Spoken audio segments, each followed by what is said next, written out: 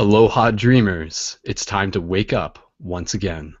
This is Brendon, and you're tuned in for another exciting, educational, and inspirational episode of Paradigm Shift Dream Class, live on the internet, yet also recorded for those of you listening in the future. A huge shout out to you. And we got a full classroom full of students, fellow students of the cosmos tonight. So let's get everybody to unmute their microphones and say hello to the beautiful shifters all over the world listening into this. Hello to all you Hello, shifters. people of the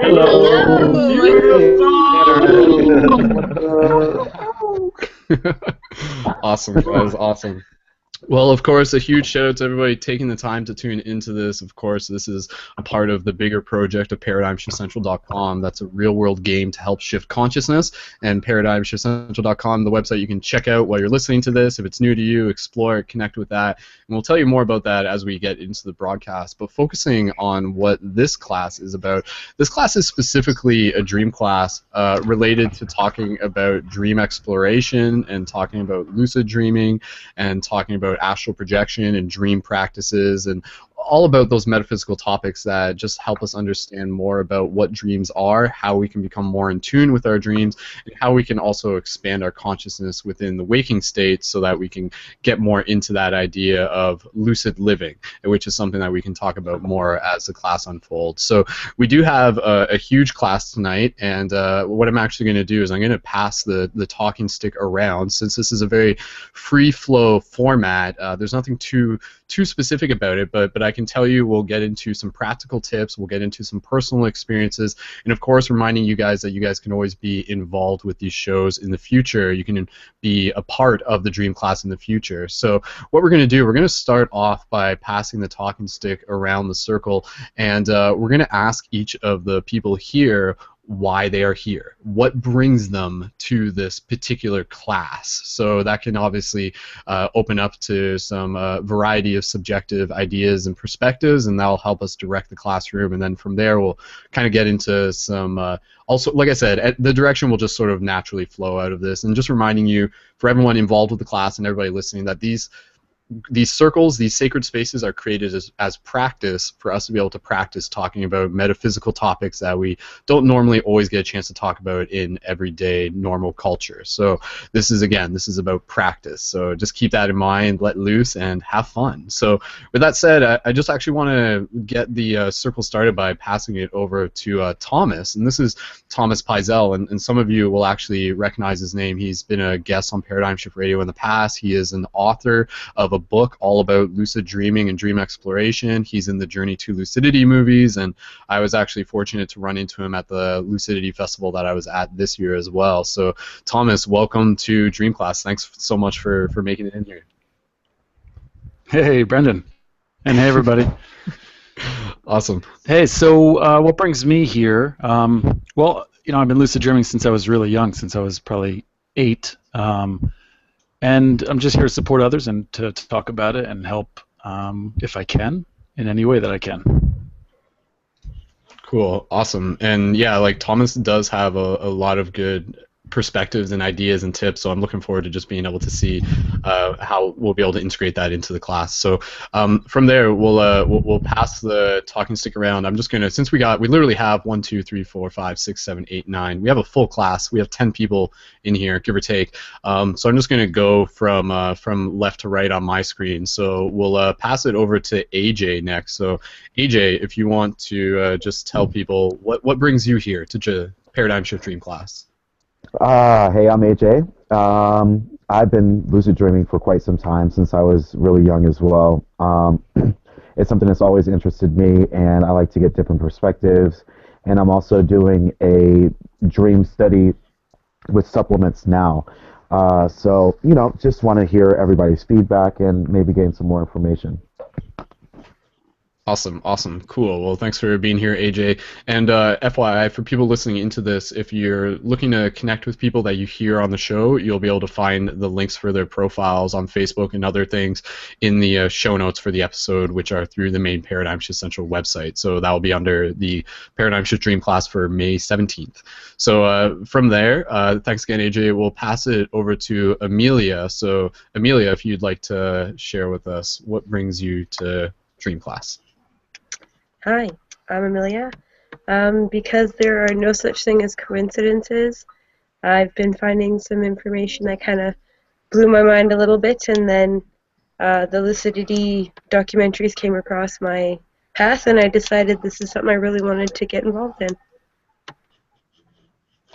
Awesome.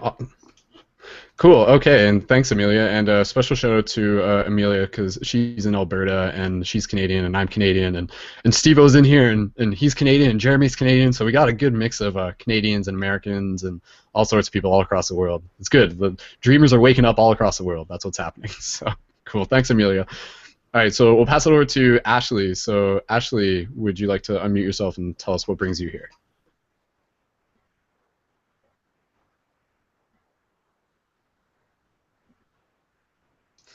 Sorry, Ashley, check your microphone again. I know you just unmuted yourself. There you go. Go ahead. Hi, my name's Ashley. I'm here because I want to learn how to expand the conscious mind, and I want to learn how to help people at a greater level and a deeper level, and I want to be able to turn my dreams and kind of be able to use that for creativity use in the real world and try to put those dreams that I have in some way or some form, if I can, into an application in the real world so I can create media. Yeah. Thank you.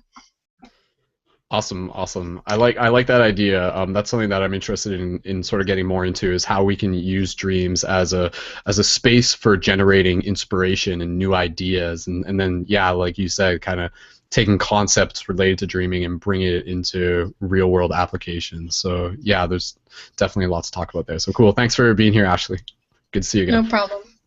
Cool. All right. So next we'll pass it over to Jeremy. So Jeremy, shout out to Jeremy. He's a fellow shifter from Paradigm Shift London, Ontario, Canada. And Jeremy, what brings you here to Dream Class? Well, two reasons. One is that I love coming to these, and I'm really interested in the subject. And I have been actually having a lot of lucid dreams recently, like I was saying, with the 5-HTP supplement that I've been taking at night. But also, I'm actually taking kind of an interesting course right now through my university about online education techniques and online learning. And so I'm kind of also doing a little bit of a double agent thing here and just kind of studying the format of this type of class format, because I'm taking a class on different types of online classes. So it's kind of interesting. So. Cool. Awesome. Well, again, thanks for being here, Jeremy. And yeah, Jeremy is also an expert, or at least very well versed in astrology. And so, if anybody wants to learn anything about astrology, maybe we'll be able to. We'll see. Do astrology and lucid dreaming correlate? Do we have different dreams during different times of the year because of our different suns and signs and all sorts of things? So.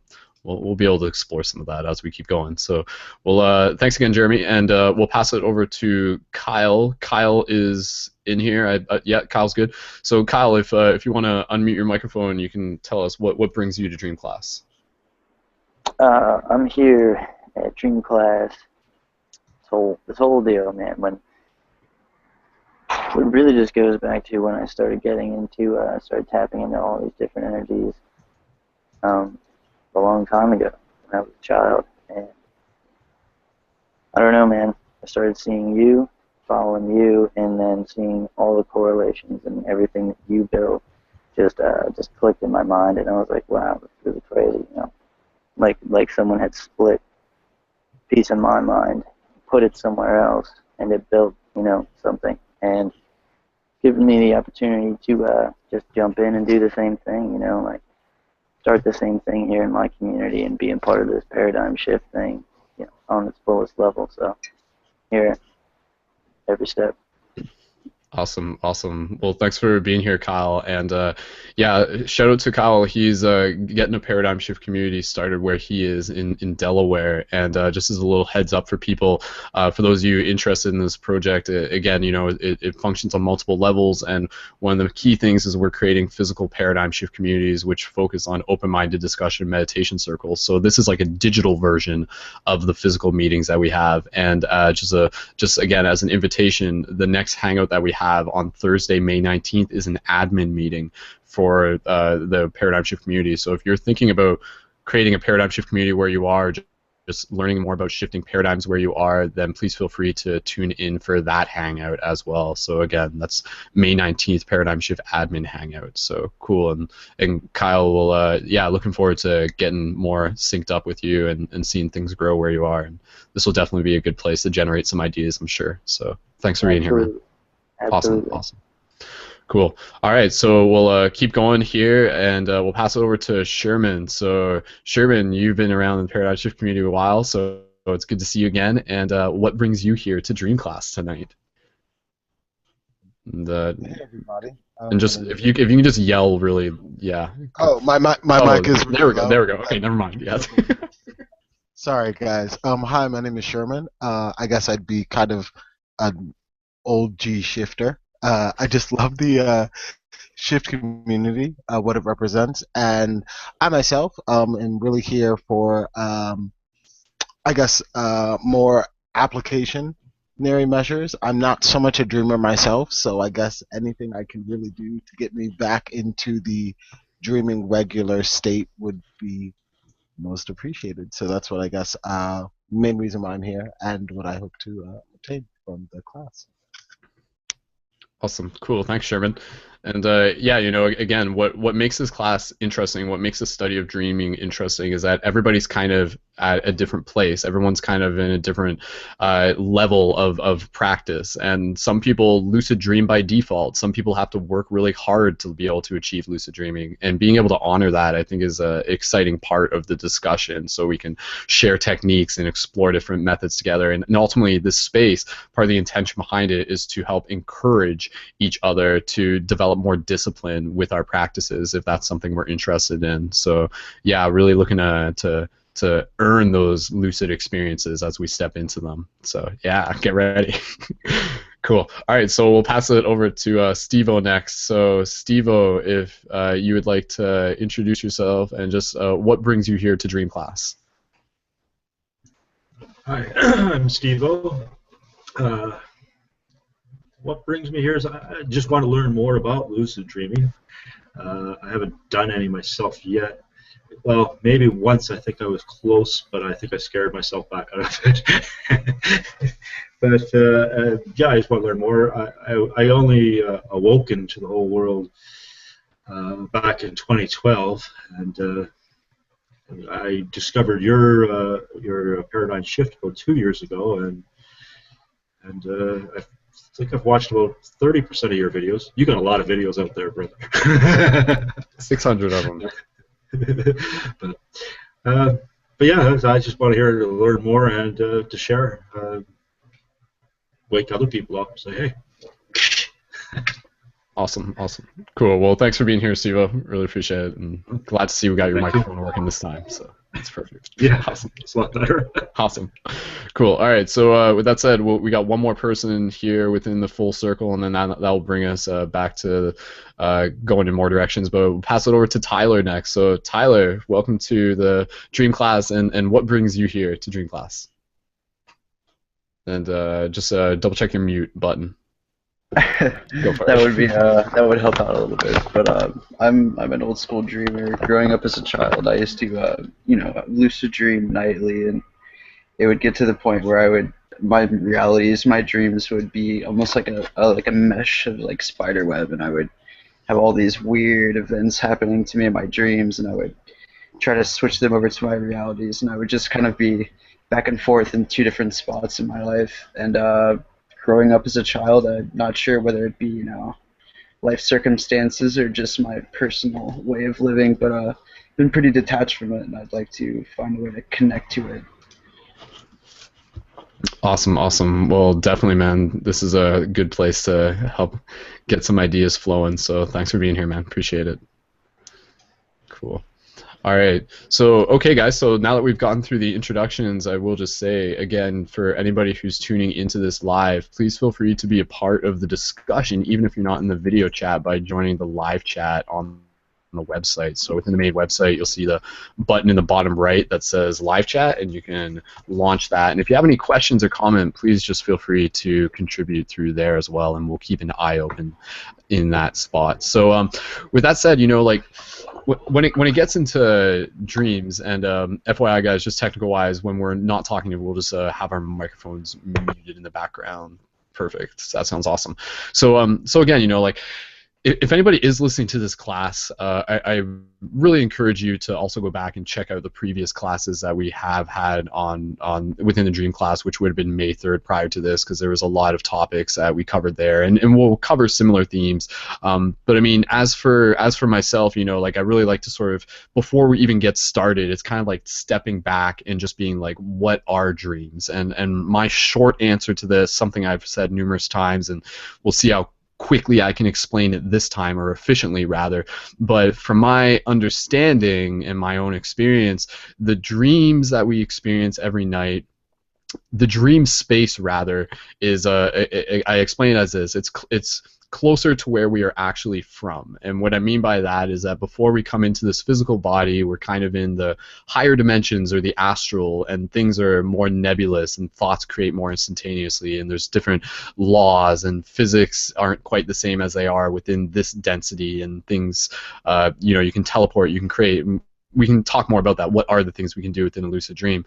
And then so every night when we dream, this is opening us up into our multidimensional nature as humans, where we have our physical body and then we have our astral body, and we experience our astral body traveling into the astral realms, which are this infinite hyperdelic connected network that's almost that is a shared space, at least from my best guess, and that's again something we'll talk about, where again, like, we can learn, we can gain experience, and we can ultimately bring that experience. That experience is always kind of encoded into our spirit, into our soul, but as we become more aware within our dreams, we have the ability to become more conscious of what it is that we're experiencing and learning within the dream space. So dreams are a great way for us to be reminded and to become more aware of how much our thoughts actually create within the dream space and within this reality. So the intention of this class is to, yes, build community, and it's also to encourage us to become better dreamers within the dream,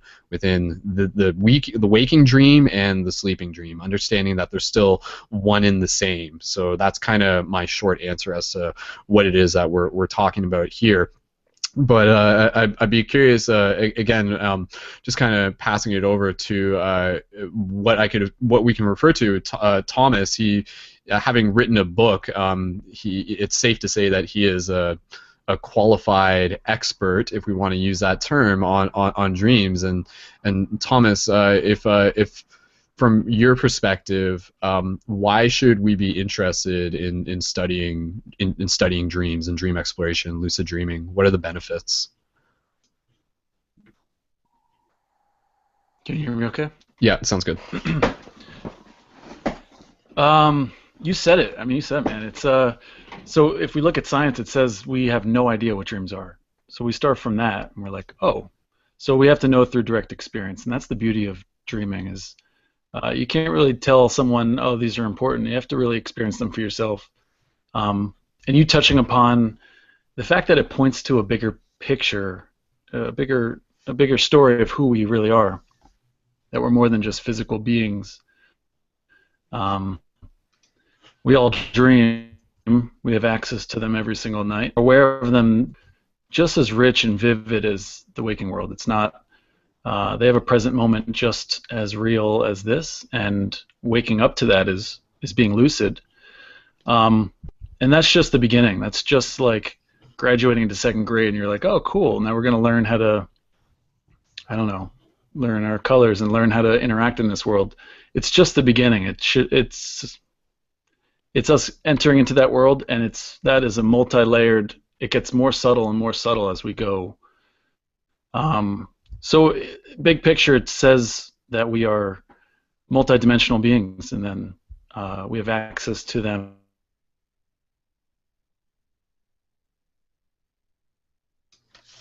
Oh, I think we got a little bit of a glitch on Thomas's end. But yeah, no, Thomas. Go ahead, Thomas. I think we in our dreams first. I think that's like the first step, but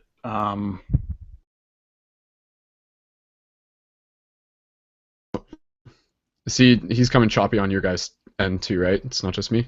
Yeah. Yeah. Okay. Cool. Yeah. Thomas, I'm not sure if you can hear me, but yeah, you're just kind of cutting in and out. But just let me know, and we'll be able to get back into that. But again, let's pass that same conversation around to other people in the circle. Why do you guys feel we should be interested in learning more about dreams? And if anybody wants to answer that first, just go ahead. You guys can kind of unmute your microphone to jump in on that. So why should we be interested in studying dreams? I'll comment on it. Kyle, go ahead. I kind of had that running in my mind when he was kind of explaining that to us when he was going on in his thing. About how we don't know what it is. I think it's part of our super consciousness awakening. Like you said, our thoughts, are the paint on the canvas of reality. So as we go into, and it transfers over into daydreaming as well, because when you get into a daydreaming state, you're still dreaming. It's not the same, but you'll notice how if you're daydreaming, it is a lot more lucid because you can control what you're doing, but it also depends on how vivid of a daydreamer that you could be and how far into that trance that you can get. So that's a different way of looking at it, but while you're in the waking reality and tapping into your ultimate super consciousness and allowing that flow of energy, and as you create it, then you're in a different plane, you're on a different level of vibration and frequency. So as you're thinking it and painting the reality, it's stuck into the reality on a greater level. You know what I mean? So I believe that as we're dreaming, at first it's a way of teaching you how and guiding you, and then it evolves into you're building your reality for your waking state while you're in these dreams. For sure. It's a higher level of thinking and consciousness, and so by tapping into a lucid state and traveling through these different worlds that are in your mind and outside, you start to build a reality around you in your waking state. For sure, man. Yeah. Go ahead, Ashley. You wanted to respond to that? Yeah, I definitely think, we dream for a reason, and I feel like, sleeping, it helps, regenerate the body and helps it, rest. And I feel like it's a time where you're reflecting in a way, and you're kind of, settling down and actually kind of, delving deep within your mind. And, I believe that, dreams have meaning to it. And sometimes it's really difficult to kind of break that down, and sometimes it's a little bit easier. But I feel like it's important to kind of pay attention to them. And I recommend dream journaling and trying to break it down, kind of trying to understand, okay, why do we think I'm dreaming this? Especially when it comes to reoccurring dreams and things of that matter. Because they're really trying to get your attention to really point out something important that you could either, learn about, or something you need to work on in your life to make you a better person or to bring you better opportunities. And yeah, it's a great thing. Mm-hmm. For sure. Yeah, I agree, and even what Kyle was saying, and just this bigger idea gets really interesting of what do you think, does it work this way? And this is a question I'm just kind of asking for the group as well. If we create things within our dreams, does it bleed over into this reality? Is that an actual idea? And this is where you can get into ideas of healing dreams, and say, you have a dream with a friend where maybe you guys in your dream you literally do healing. You see an old friend you haven't seen in a while, and you share a conversation with them, and it really allows you personally to heal. And then maybe that next day that encourages you to to literally contact them, which creates like a synchronicity of events that occurs to you healing in the first place. Like sometimes dreams can sort of foreshadow events, and they can also help initiate events within this reality. And then it kind of works both ways, where sometimes the dreams are feeding into this reality, and then sometimes we're feeding into the dreams, which then feed back into this reality. So it's kind of like there's multiple creation coming from both angles on that. But I'll just putting that question out there if anybody wanted to respond to that. Does it work that way? If we create within our dreams, does it affect this reality? I guess I'll go on this one. AJ, go ahead. And then Sherman. When it comes down to dreaming in itself, for me, it's I like how it was put, like it's a personal experience, and there's layers to the way that dreams are for me. I like dreaming only because it was my own personal space that nobody could really mess. Oh, AJ, you cut out there. I'm not sure what happened. His mic's usually pretty good, actually. So, all right, we'll check back in with AJ in a second. Sherman, you had your hand up earlier? If you want to jump in, if Sherman's still there. Can you guys hear me? Yes, we can. Go ahead. Awesome.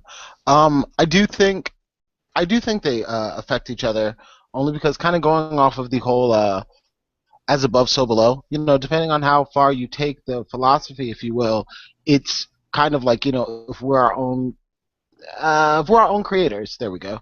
Then it's kind of almost an of course thing. Then of course we're kind of almost, maybe in a sense, creating it as we go. So one kind of requires the other for them both to work. I don't know. Yeah, it's definitely still something to explore a bit more. I just wanted to check in. Does Thomas have his microphone working yet? Is Thomas there? Hey, Thomas, can you? I see you unmuted yourself. Are you there? Okay, maybe not. All right. Well, I think he is. I think he's just trying to get it figured out. Thomas, you might have to like join and rejoin, or exit and rejoin. Okay. Does anybody else have any general comments that they would just like to contribute? Again, relate to the broader question of why we should be interested in dreams, or why you're interested in dreams personally, perhaps. Looks like AJ just joined again. AJ, did you want to try going back to where you left off? Sorry about that. Go ahead. Yeah. So what I was saying is that it was my own personal space that I had that I could claim my own. And when it came down to really understanding and relating, that's when I started to really play with dreams. And becoming lucid was something I've been able to do for quite some time. But on the understanding about creating inside of a dream, as for personal experience, it does have an effect on reality. I think that's where a lot of, I might not construct the construct around the dream itself. I'll end up in a place. But when I'm in the dream and I realize that, I've had dreams to where I was able to either heal, or I was under spiritual attack, and I had to basically call out to my higher power and ask for help to get rid of whatever evil entity was coming after me or doing anything. And within that space, I was able to gain strength, which then carried over into the natural world. Whenever I faced certain adversities, I was able to use sort of that same strength that I found in the dream world. It was like a training ground. I guess that's the best way to place it. The dream doesn't hurt me, but it has me go through an experience, and I can adapt that to my regular life and say that, okay, in a dream world, this is my training ground for what I have to do in my reality. And so there were obstacles that I had to face, and certain things that came along. But I think that's the beauty of dreaming for me. It's a free space to go ahead and to grow, and it is multi-layered. My dreams when I was younger are not the same that I have now. The nightmares that I used to have aren't as prevalent now. So, that's what I like to play around with. Yeah. I like what you said. There's definitely a topic of interest to me. The idea that dreams are like this training virtual scenario sort of thing. It's like it literally trains. Dreams are like this virtual reality simulation of experience. And this was something I mentioned in the past broadcasts of like are they real? What is real? And for me, I boiled it down to this idea of if you can have an experience out of something, then by my definition, that makes it real. If you can learn something from something, that is what makes it real. It's not just like the external that defines whether it's real. It's what you are capable of processing that allows it to be made real in some way. And then I got into this other idea, and I'll just plant this just for you guys to think about. But I got into this concept, and this is only something I've literally started integrating into my thought process within the last month, and it may actually be new to some of you guys. It may even be new to Thomas actually, but it's this idea of like, okay, let's not assume that dreaming is an epiphenomenon of consciousness and these physical bodies.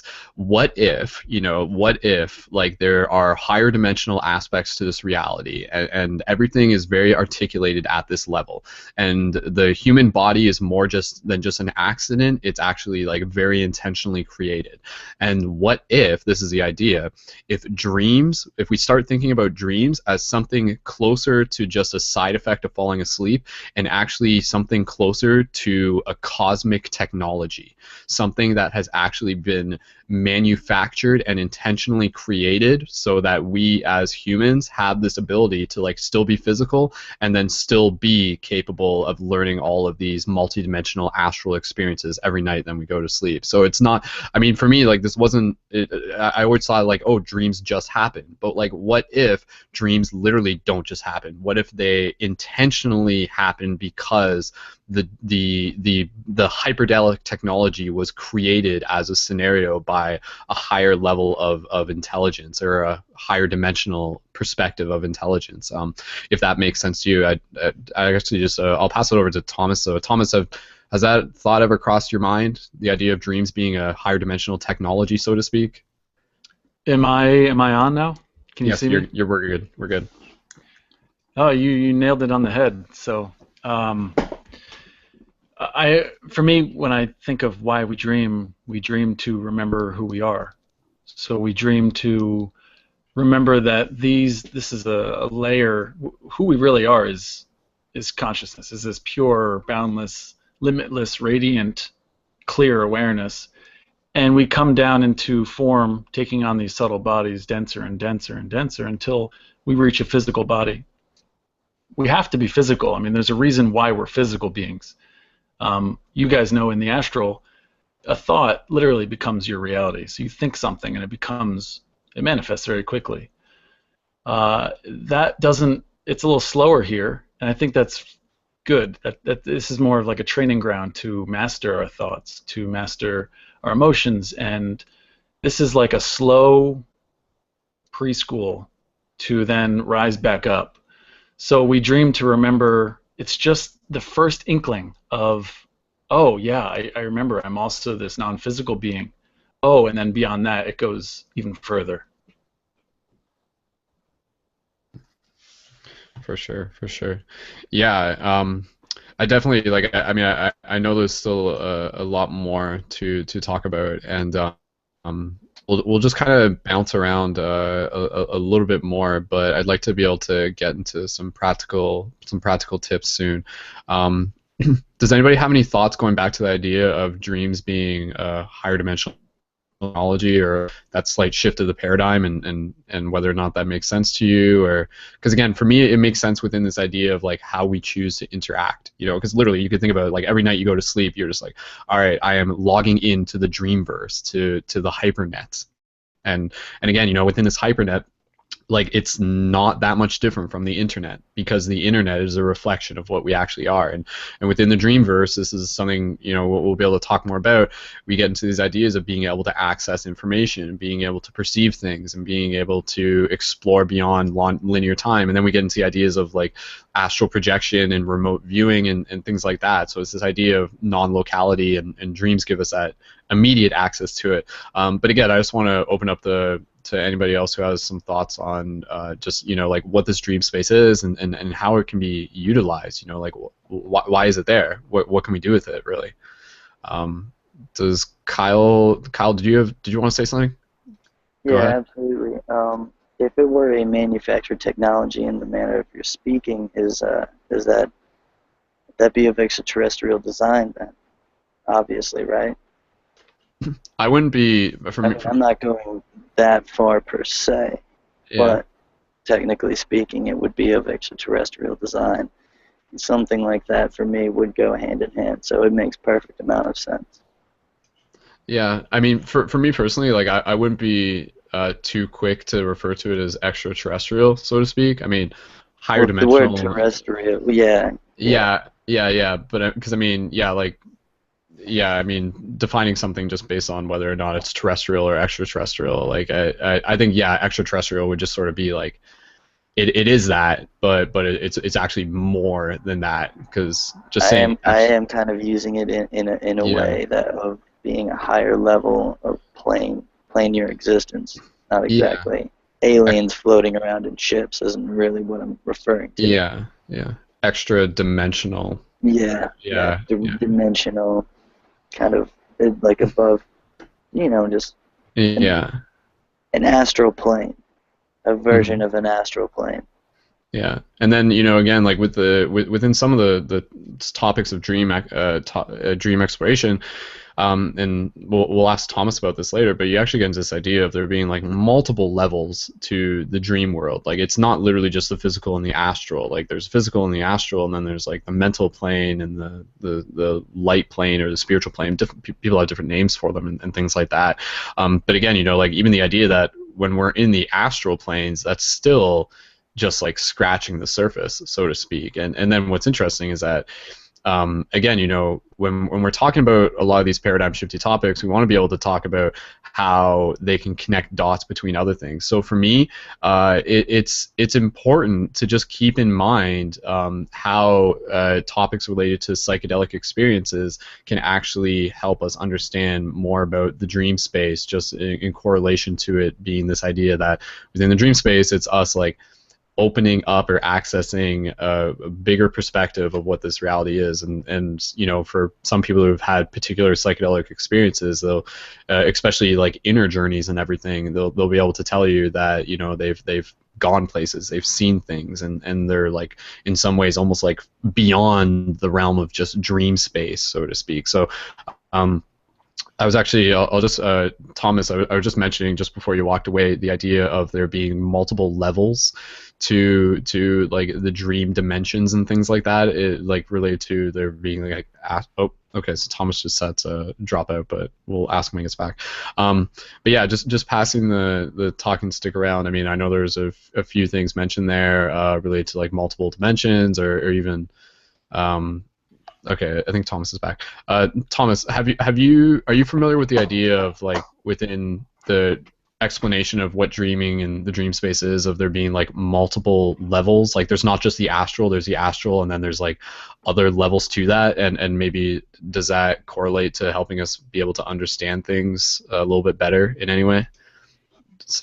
Yeah, so I mean, in all mystical traditions, it would begin with the source, or you could call it multiple names, but it would, from there comes, or why don't we start from the very bottom, which is the physical world. This is the very densest. Above this is like the astral, and it's really kind of a messy area. You're kind of like, it's a lot of our thoughts, it's a lot of our subconscious and our unconscious, and that's where we're going when we're dreaming. Actually, it would be more etheric would be in between it, which is when you're sitting and you're thinking of being on a beach. Your etheric is like your double, your almost your imagination. Then astral, then your mental.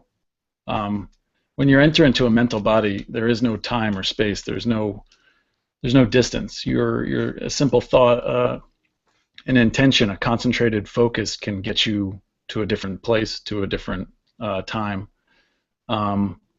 In my experience, that's as far as I've gone. So I know that is still not all there is. Might I ask a question to Thomas? Sure. Go ahead, AJ. Yep. Um, this is something that has occurred. It hasn't occurred since I was younger, but I don't know exactly how to describe it. And because you have a little bit of knowledge, maybe you can help me out.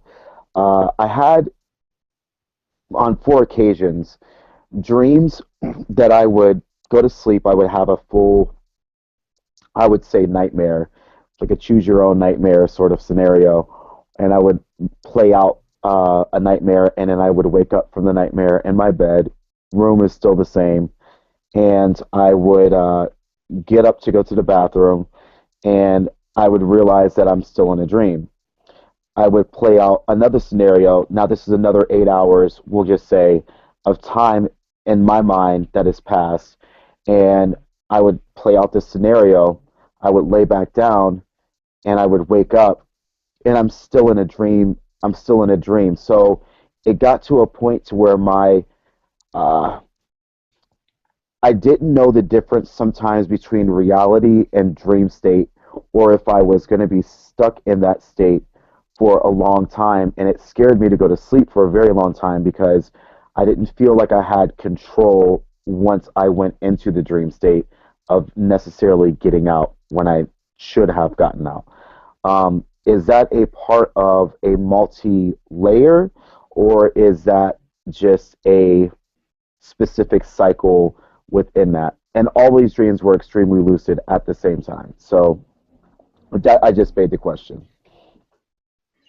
Yeah, I've had the same experience where you can't necessarily get out, but and false awakenings where you get up and you think, oh, I'm just starting my day, and then you wake up again, and then Right. and then you wake up again. That's a normal thing.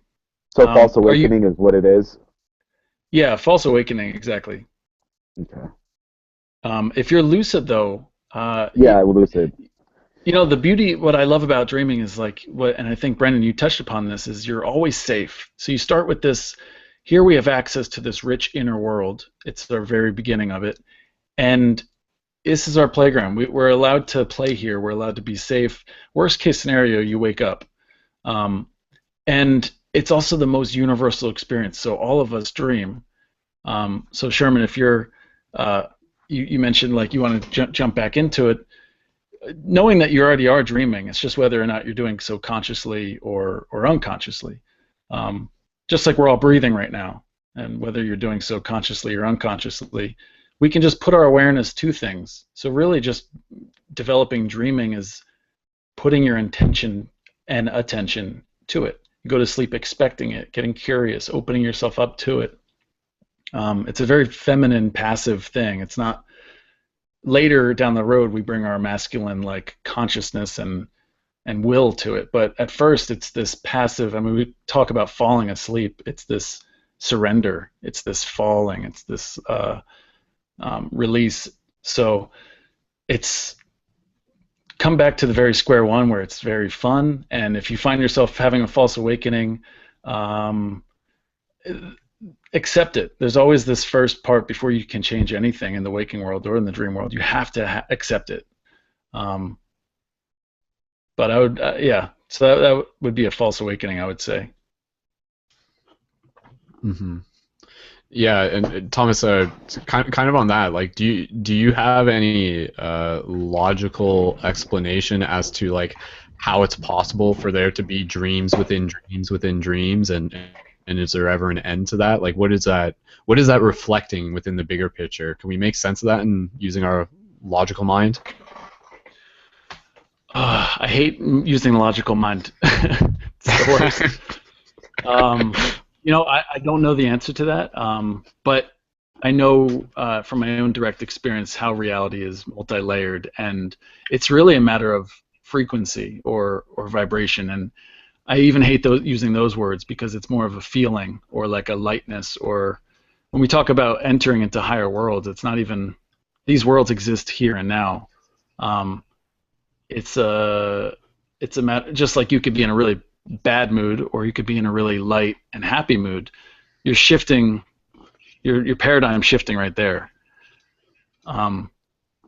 So a lot of these realms are based on feeling and your state of consciousness, if that makes sense.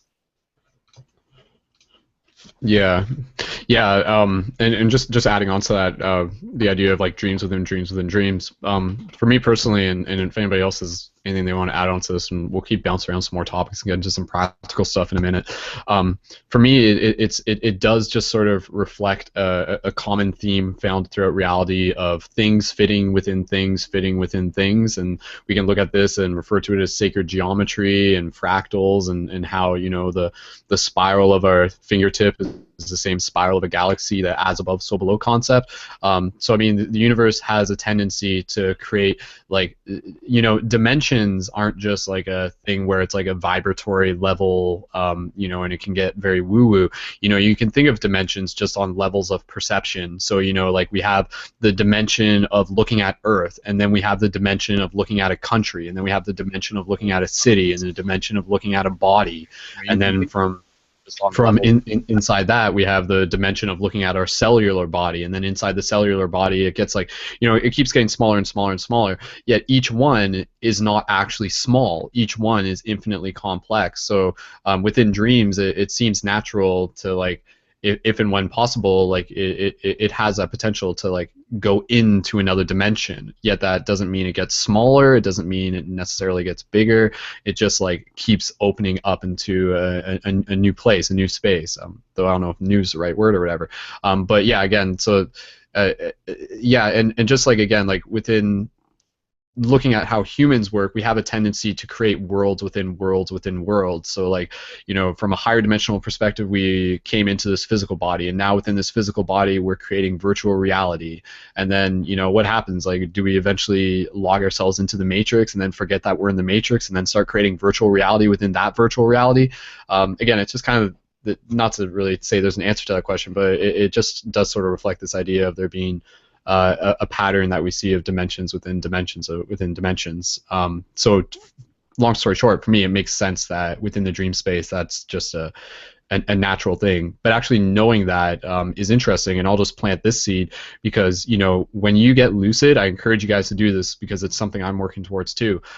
Consider the option of going, like, become lucid and then meditate within your lucid dream, and you actually have the potential to from there go into a deeper space within your dream. And even for you guys who have turned into the global meditations that we do, those are almost like guided waking dreams, and you guys who've experienced those, you'll know that we actually do that. We'll meditate within our meditation that takes us into another level of the meditation. So yeah, it's very it's very interesting how that kind of works. So I don't know if anybody had any particular thoughts on that, but just opening it up, if anybody even just has any other questions that they want to ask for the group, we can just kind of steer the conversation that way as well.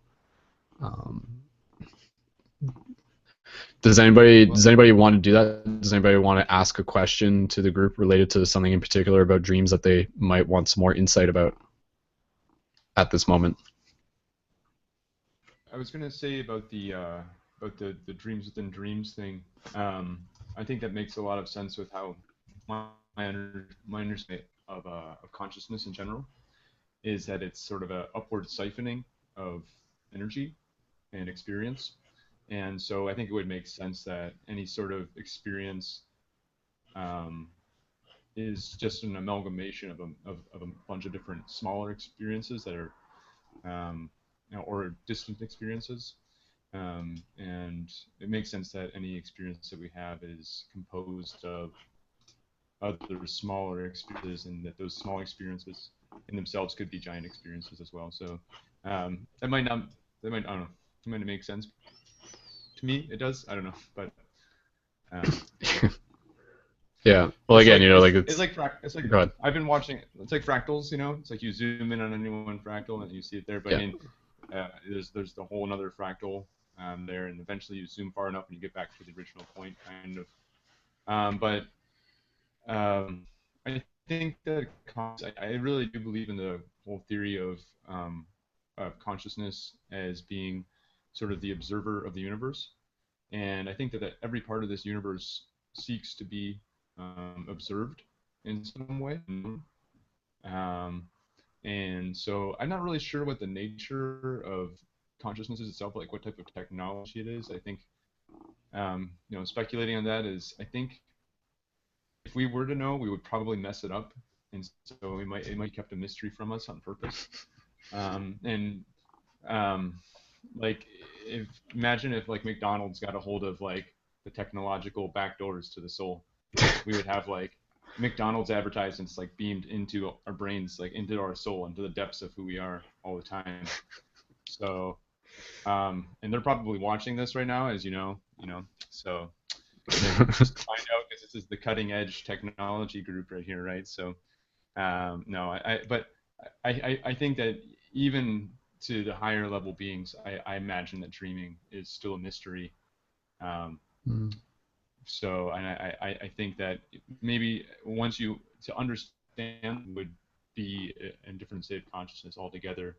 I mean, if you could just like fall back from the screen, the universal screen of consciousness, and see the machinery behind it all, I mean, that suggests that you're really somewhere else. And if you have glimpses of that, that's pretty cool. But yeah, and maybe some people have had those glimpses before. So, but I guess what I was talking about was more of what's on the other side of that screen, what consciousness is observing, and as the universe, so each inanimate object, like, for example, there's these atoms in this mouse want to be observed, right? Everything in the universe is like clamoring to get inside of our minds, I think. So that's that's how I think of the function of consciousness. So it would make sense that if the whole universe is sort of going into different states as it's being observed in different ways, that we would all experience them differently and at the same time, because it's the universe itself that's shifting around. And so it's almost like the weather at that point. It's like some crazy dream. It's like a nice day. Everybody sees the same day, but they have a different experience of that same day. But everyone has their own day that they had. It's all the same, but it's all different in that sense. So, cool. I like what you said there. The idea that consciousness like wants to be observed, or the universe wants to be observed. That's interesting. Eyes are everywhere. Cool. For sure. Yeah. Cool. Okay, guys. We'll go ahead, Thomas. Yep. Yeah, I want to add something. I like what Jeremy was saying. Just from the perspective of like a mystical tradition, we want to access our dreams. We want to be lucid in them, because it's from these higher, I don't want to say higher, it's from these more subtle worlds that the physical reality comes about. So we literally want to have access to that, because this is where reality starts. So what is the source? Where's the source of creation? And it goes finer and finer to where, like, oh, this is where our thoughts generate. Oh, this is where our emotions generate. So if you have access consciously to these higher realms, you can, in a sense, change reality. You can go to the source of it rather than affecting literally the effect here. So there's a causal realm. There's something's happening. Our thoughts are occurring on a level that's source, and we want to have access to that. So, and in so have access to creating reality itself. And when these things are said that they're secret and we don't want to talk about them openly, they're not. It's not necessarily that way. It's because these are states of consciousness that are not accessible to everyone. So I wanted to just bring up the fact that, like, behind each level, there's always a guardian. There's always a threshold. There's always you could call it a nightmare. You could call it some sort of. McDonald's can't get to that place because there needs to be purity. There needs to be. You can't enter into those levels without a level of pureness and stillness, if that makes sense. So for a corporation to be up there, that would be funny. Does that make sense? That there's this threshold between each one? Yeah. Yes. Yeah. I'm going to say yes. Yeah. For sure. I think so. That's the beauty of Okay. changing nightmares, and like behind that dragon, behind that terrible, terrifying, potent nightmare is always a treasure. That's the whole classic story. So there's always a treasure behind it, and that dragon is not a dragon. It's your power. It's your it's actually you and it's part of you. So to reclaim it, to go through it with acceptance. This is what we can learn to do when we're lucid. We can face these things with poise. We can face them with confidence, knowing, worst case I wake up, but best case I go through it and I heal myself and I expand my consciousness. Yeah. Jeremy, did you want to reply to that? I got something else afterwards, but but I really liked what you said there at the end, almost like dreaming as a type of battling or something like this, where it's like, what's the worst that can happen? It's like I kind of like the adventure that you posed there with like this kind of idea of dreaming as sort of this battlefield like that, where you potentially could lose something, like I like what you're saying there at the end. But yeah. Yeah, no, I agree. It's I really like that, and that actually gives us some idea for just what we can do next. But I just want to read Amelia just left a comment in the chat just to what we were talking about a couple minutes ago. But she said like learning the code for a computer instead of learning how to just use the programs. So yeah, that's kind of, a lot of people will dream, but once you start to understand the code behind the dream, you can start integrating with it. You can start interacting with it. It gets, even for myself, I like to think of the term, like, the metaphors of being, like a computer hacker or something like that. A computer hacker will diligently understand the program as best as they can so that they can weave themselves through it as effectively and as efficiently as they can, and perhaps even find like other parts within the program that other people don't even know about just on the surface level. I just want to give Amelia, did you want to share any thoughts on that? Or do you want to expand on that at all if you'd like to? Just want to give you that option. She may not be there right this second. Okay. She's okay. All right, cool. Thanks, Amelia. Okay, what I was going to say, guys, is let's take the class in this direction. So we're going to get into the practical tips, but before we get into the practical tips, I'd like to explore some of the ideas of what we can do within dreams when we become lucid, in particular. So there's a lot to that, and I could sort of list off some things off the top of my head, but I'd like to just sort of pass that around to the group as well. So what can we do within dreams? What are the potentials that dreams create for us? What can we use that space for? If anybody wants to jump in on that, go ahead. Jack, Indigo Jack, go ahead, and welcome to the Hangout, man. Your microphone's still muted, even though you're muted. I think you just gotta plug something in or something. Let's give him a second there. But yeah, so there's Jack. Just let us know when you got word. But yeah, there's a lot to what you can do in dreams, and again, it's because the dreams do not have the same quote unquote laws as this physical dimension that we're used to. I'm sure Thomas can maybe start us off. Thomas, do you want to maybe just start us off on what are some of the things we can do? Not like, yes, when we become lucid within dreams in general, but yeah, I mean kind of answering that both. Like, what can we do within dreams? ... when we're lucid as well. Yeah, well, just from my own experience, at first when I got lucid, I was young. I didn't know what was happening. I didn't have a language to say to my parents what was going on. I flew around a lot. I went through walls. I moved things with my mind. Later, as a teenager, I would have sex with everything that was in my vicinity. And then you graduate to something else. That becomes, even in Tibetan yoga, they call the astral body the desire body. So when you enter into the astral, it's very impulsive. You see a window and you want to immediately fly. You see another person and you want to engage with them. So you really have to learn how to control that.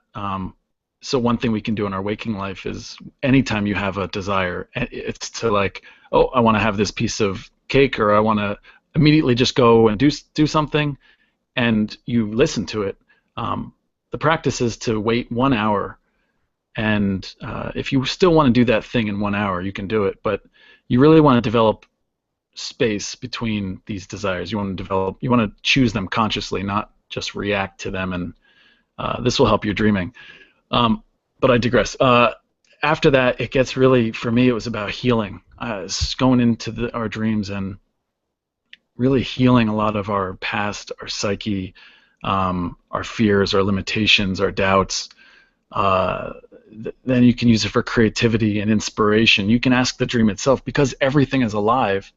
You could ask the dream itself, show me what I need to know, or you could ask it a question, because everything is permeating with a consciousness that's intimately connected to you.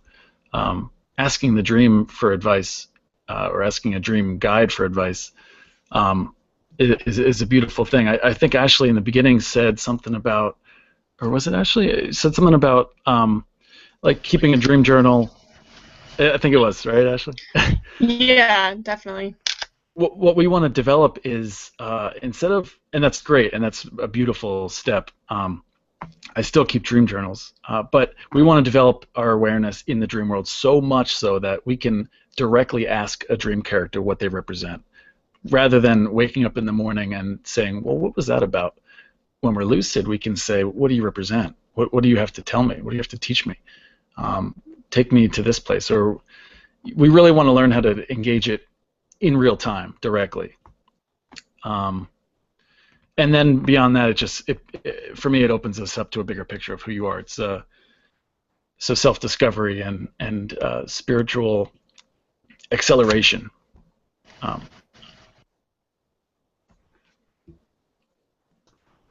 For sure. Yeah. I like something that you said there. Remind me of the idea that like the dream world functions based on based on symbols. So everything that we see has the potential to be pointing towards something else, to be representing something else. And you're right. Like as we become more conscious in our dreams, we actually begin to understand the language that our dreams are speaking, which goes hand in hand with creating dream journals. You can start recognizing recurring patterns and themes and start deciphering your own dreams in that way. Does anybody else want to relate to the theme of or who had their mic open there? Was that Ashley? Ashley, go ahead. Yep.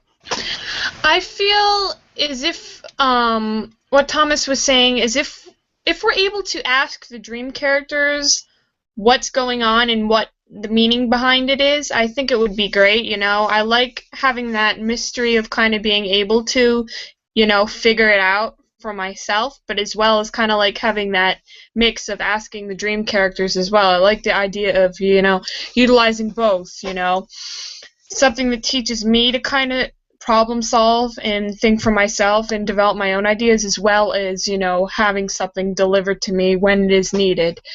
And I think, when you dream, there's tons of times you forget what you dream, and you wake up and it kind of slipped your mind. And you're able to, ask the character, and maybe you're able to have that dream stick in your mind better, or develop in a way that's greater. So, absolutely. Mm-hmm. For sure. Cool. Thanks, Ashley. Do we want to, so continuing on the theme of what can we do within dreams? What can we do when we are just, by nature? What can we do when we become lucid? And then, again, this is working us towards getting into the practical tips of how we can become lucid and all that fun stuff that everyone wants to do as well. Indigo, you wanted to talk earlier. Is your microphone working? Go ahead. No, your microphone is not working right now, which is unusual. You might just need to rejoin. It's happened with other people, but we'll get it working. So yeah, based on anybody else, what are some of the other things that we can do within dreams? I'll just put in a couple ideas. Within dreams, like we have the potential to explore things from a non-linear perspective, meaning we can theoretically get information about quote unquote past lives. We can get information about the future that's still ahead of us within the dream space. We don't exist within this linear aspect of time, and again, so information is more accessible. So I mean, that would be one thing. Another thing would be, yeah, you can teleport. You can literally think of a place and you can be brought to it. I'll just share this quick experience though, because like Thomas was saying, you can fly within your dreams. But you know, this is something we'll get more into later, like some of the actual specifics of lucid dreaming. I became lucid actually earlier today, and it was the first lucid experience that I had in a while. But it wasn't super successful. And what I mean by this is that when I became lucid, I was like inside of a room. It was just kind of like very generic. I think it like might have been in my house. And then within the moments I was lucid, I was just like, okay, good. Like I know that I'm dreaming. I'm like, and then I like took a second and I saw like the room in front of me, and I'm like, all right, let's try floating out through the wall, like out through the ceiling. And then like I legitimately like tried doing this and tried like floating, but I like got stuck on the wall. Like I actually couldn't get through the wall properly. And this isn't something that's happened the first time. So it's interesting because again, when we get into the details of lucid dreaming, it's something I mentioned in the previous broadcast. It's really about learning to like let go. So why am I getting stuck on the wall? It's because a part of me, even if it's like one molecule in my baby toe, still thinks that that wall is a physical object that I can't move through. So again, it's like learning how to fly is about letting go of the thought that you will fall. And when you let go of that thought, that's what allows you to fly. When you let go of the thought that the walls are keeping you in, that's when you can transcend them. So dreaming has a lot to do with yeah, like transcending mental obstacles and learning to let go. So again, that would be some of the things that we can learn how to do within our dreams, which will blend over into our real life as well.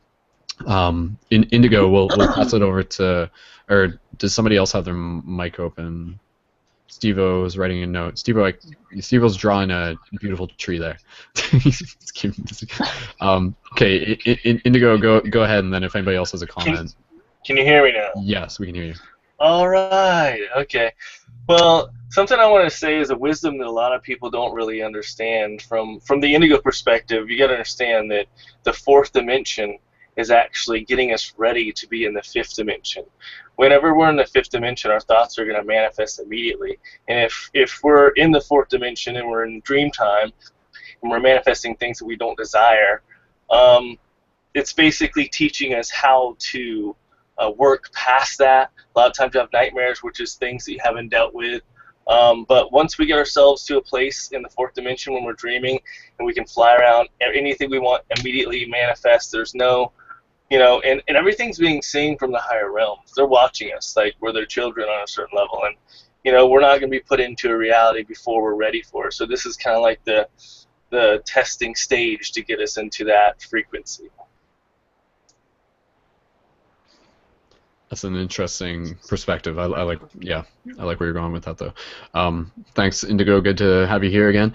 And anybody else who wants to chime in off some of the stuff we were talking about, and you know, we can get into some of the details of lucid experiences. Thomas, did you want to? Yeah, I just wanted to say that's a good analogy from Indigo. It's like giving a key, keys to a third grader, and you're like, hey, go drive this car.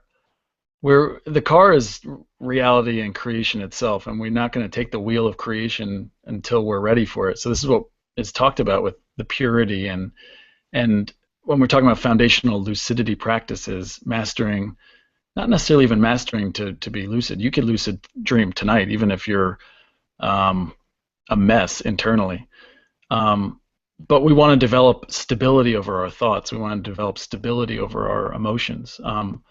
And lucid dreaming is or dreaming in general is a great way to, is a safe environment for us to interact with that and play with that and understand how our thoughts create reality. Yeah, and on another level, if you think about it from a simplistic side of it, you know, what if somebody gets into the fifth dimension and they're thinking about a huge elephant, you know, and the elephant just crashes on into their reality and smushes them, and you know, I mean, it's kind of a dramatic way to say it, but if somebody's not fully ready to have every thought manifest, it can cause a lot more problems than even what we have now in our reality. So it's pretty important for us to go into that dream time and start to work through different aspects of ourselves. So. Mm-hmm. Yeah, it's definitely training. It's definitely getting us, yeah, again, becoming better dreamers within the dream. I keep going back to that phrase, and again, the dream space is when I refer to the dream, like the dream is like the holographic light matrix. It's not just like you're always dreaming. It's just multiple dimensions because it's a space where thoughts create, sort of thing. So, oh man, okay, I just had like a very interesting idea, and I'll just drop it here real quick. But the idea of like, who knows? Maybe there are actually other intelligences, other civilizations out there in the galaxy, and they're maybe this is just a story. Think of this as a story, and say they're actually humanoid, and they're very much like us, but they're just like more in tune with themselves. And say at night they actually have the potential to go to sleep and connect to the astral, like log into the hypernet, and within their conscious awareness within the astral, they could actually like connect with us here on Earth, even though they're like another star system away, so to speak. So it'd literally be like a family on another planet, and they have agriculture, and they're a farmer, and it's a husband with a wife, and then the husband's like, all right, honey, like I'm gonna go to sleep, like the humans on Earth like need some guidance.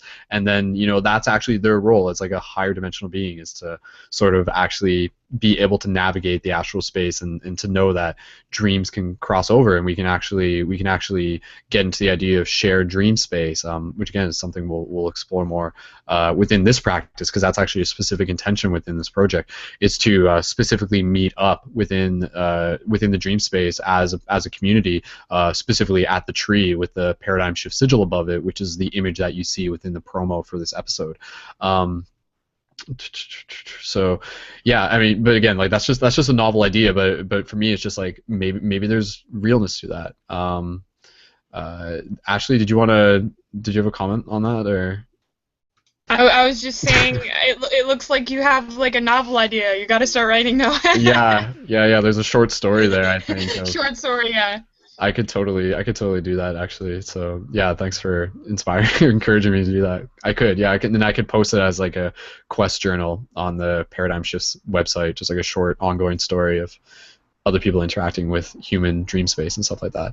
But again, like to me, it just gets into this idea of like, there's intelligences on multiple dimensions of reality, and some intelligences, their role is actually to be like guardians, so to speak, and they actually have a role within what we refer to as the astral, and there's actually teachers within the astral, and there's even what Thomas was saying, there's the idea of people, there's like the concept of like Morpheus, and Morpheus isn't just a character within the Matrix movies, but Morpheus is like a character who is like the guardian of the threshold. I believe so. And then there's the idea that you could actually like summon him, sort of thing, and it gets into some very interesting concepts of again, what we can do within dreams. Can we actually communicate with other forms of intelligent consciousness within our dreams? Some science will tell you that like, no, everything that you're dreaming is purely just like residual of what you experience in the day. But then you get into the spiritual side of things and the Aboriginal perspective, and they'll say like, no, like when we dream, we can communicate with our ancestors, and they literally use the word ancestors because they understand that like they are them, like they come from them. So like step back a bit, like we as humans, we are not like just like something, I mean, we to a degree we're new, but we are a result of something old. Like our roots go way, way, way back. And again, dreaming is helping us remember. It's helping us remember our multidimensional nature, and then ultimately giving us this unique experience of integrating it into this reality to become better manifestors, to become better creators, and to just live an incredibly more fruitful, dynamic life. I mean, when you think about it, like 90% or 80% of culture is only experiencing half of the experience that they have, meaning that they don't remember their dreams, or they don't engage with their dreams. What happens when more people can start actually looking at dreams as a valuable source for learning and growing and experiencing it just begins to expand things. So I mean, that's it's part of the paradigm shift. That's what it is that we're doing here. But yeah, well, let's get into a couple more concepts of some of the things that you can do within dreams. Does anybody else want to add in thoughts? And again, feel free to bring in personal experiences. You can be like, well, one time I had a crazy dream and I did this. Jeremy, go ahead. Yeah, I was just wondering if anyone's ever used their dreams to confront a fear or something like this. I mean, I think using dreams almost like has anyone ever intentionally done that, or in retrospect think that they have done that? And can you give a specific example of a time which you have? Okay, go ahead, Enrico. Oh, well, for me personally, I was dealing with a relationship that was toxic for me, and all in my dream time, I'm able to fly. If there's any kind of situation that comes from the ground or people coming, evil energies or stuff like that, I'm able to just fly and like leave the area. Well, once I got really deep into this toxic relationship I was in, I lost my ability to fly, and it freaked me out. Like, it scared me, and I had to, all the realizations. At that point, I didn't really understand why I couldn't fly anymore, and it was just kind of fearful, because that's, an easy way to be an escape from bad situations, and no longer I have that ability. So I had to really look deep into my life. I had to really look and understand the darkness that goes into your astral body and how it weighs you down and how it actually affects you in the dream time. So after working through that experience taught me just so much about the different energies we're meshing with and the different people we have in our lives. Did you have a dream that brought you out of that state? Was there a dream that was like the dream that kind of brought you back into your lucid dreaming, your normal lucid dreaming states that you go to? Did you have some sort of conflict in your dream that was the resolution, like you and like Darth Vader kind of thing, and then like dealt it out and you got your flying powers back on like that, though? Just kind of a more evolution, was it? So way back into those states. Yeah, basically I was in a prison, and this prison was a metaphor for the relationship that I was in. And within this prison, there was all these different energies and guards and all this stuff. And normally I'm able to fly away from the situation, but I wasn't able to. So meaning that from a subconscious level, I wasn't able to get out of that relationship in the way that I wanted to get out of the relationship. And the prison was the metaphor for being trapped in that.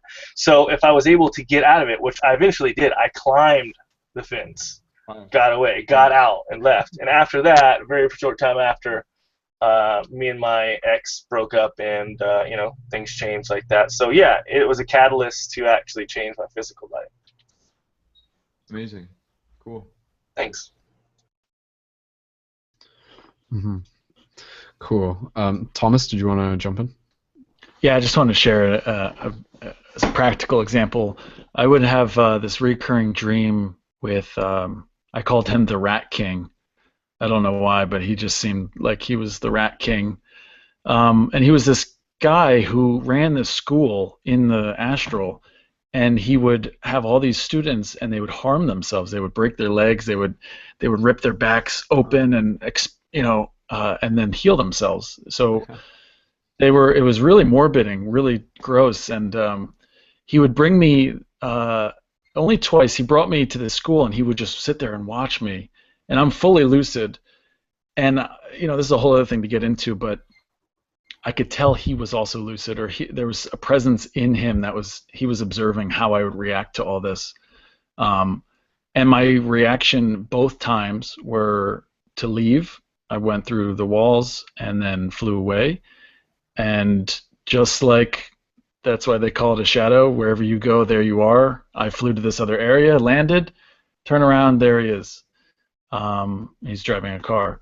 So when we try to escape these things, it's futile. It's like a funny horror film when you run upstairs to try to escape a nightmare or this killer. Wherever you go, there you are. So I learned you couldn't escape this thing. This thing is part of me. And finally, I resolved it. I got lucid, and no running at this time. I just sat there. I stood there, and he came at me, got so in my face, and I saw like the crystal clear, the detail of his eyes, and I breathed him in. And there's just this moment of just this acceptance, and I spit him out like an owl pellet, and he was it was all bones, and I've never seen him again. But this is an example of just a recurring dream that had to be faced, had to be accepted, and integrated into me. Thank you. It sounds really intense. Thank you for sharing. Mm-hmm. Yeah. Yeah.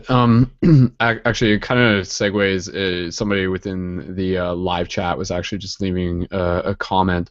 But you know, like that which I'm going to read in a second. But that is a topic in itself that, you know, some people may sort of be hesitant. Again, everybody has their own relationship with dreams, and some people sort of may be hesitant about this idea of exploring lucid dreaming because they're just like, you know, they're afraid that it may be like accessing like things that they aren't ready for, or like opening up their third eye to like more energies and everything. And for some people, that can be like overstimulating, and so forth. And I'm curious as to what anybody has any thoughts on that. Like, are there cautions that should be put out in terms of like practicing lucid dreaming and astral projection? Because I mean, depending on who you ask, some people will tell you that lucid dreaming and astral projection is like studying like satanic stuff and things like that, you know, depending on who you ask.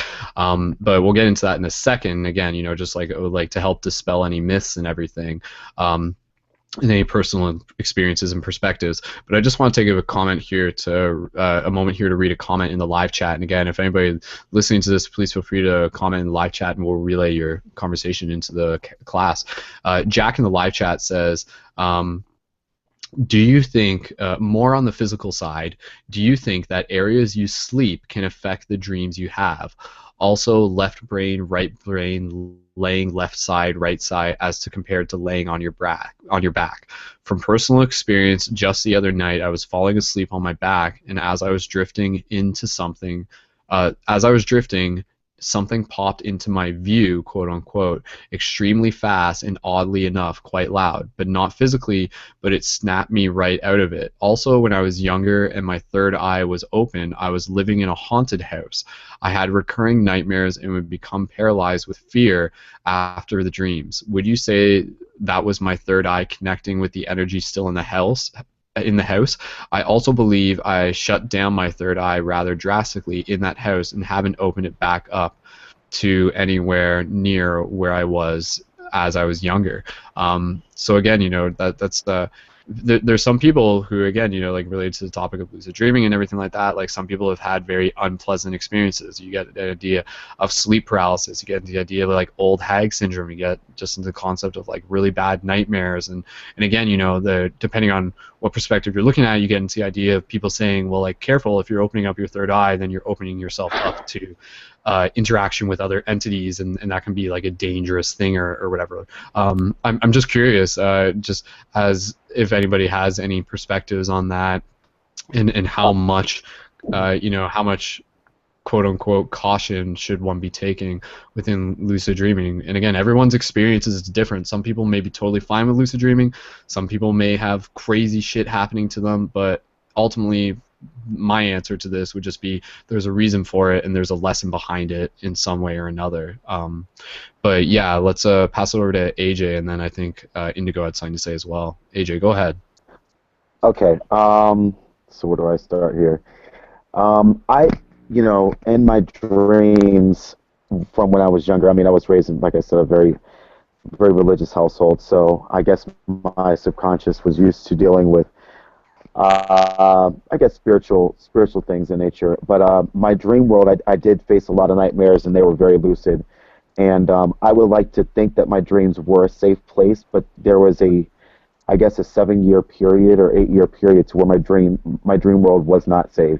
I would wake up with scars. I would suffer from a lot of night terrors. It was traumatic for me to fall asleep.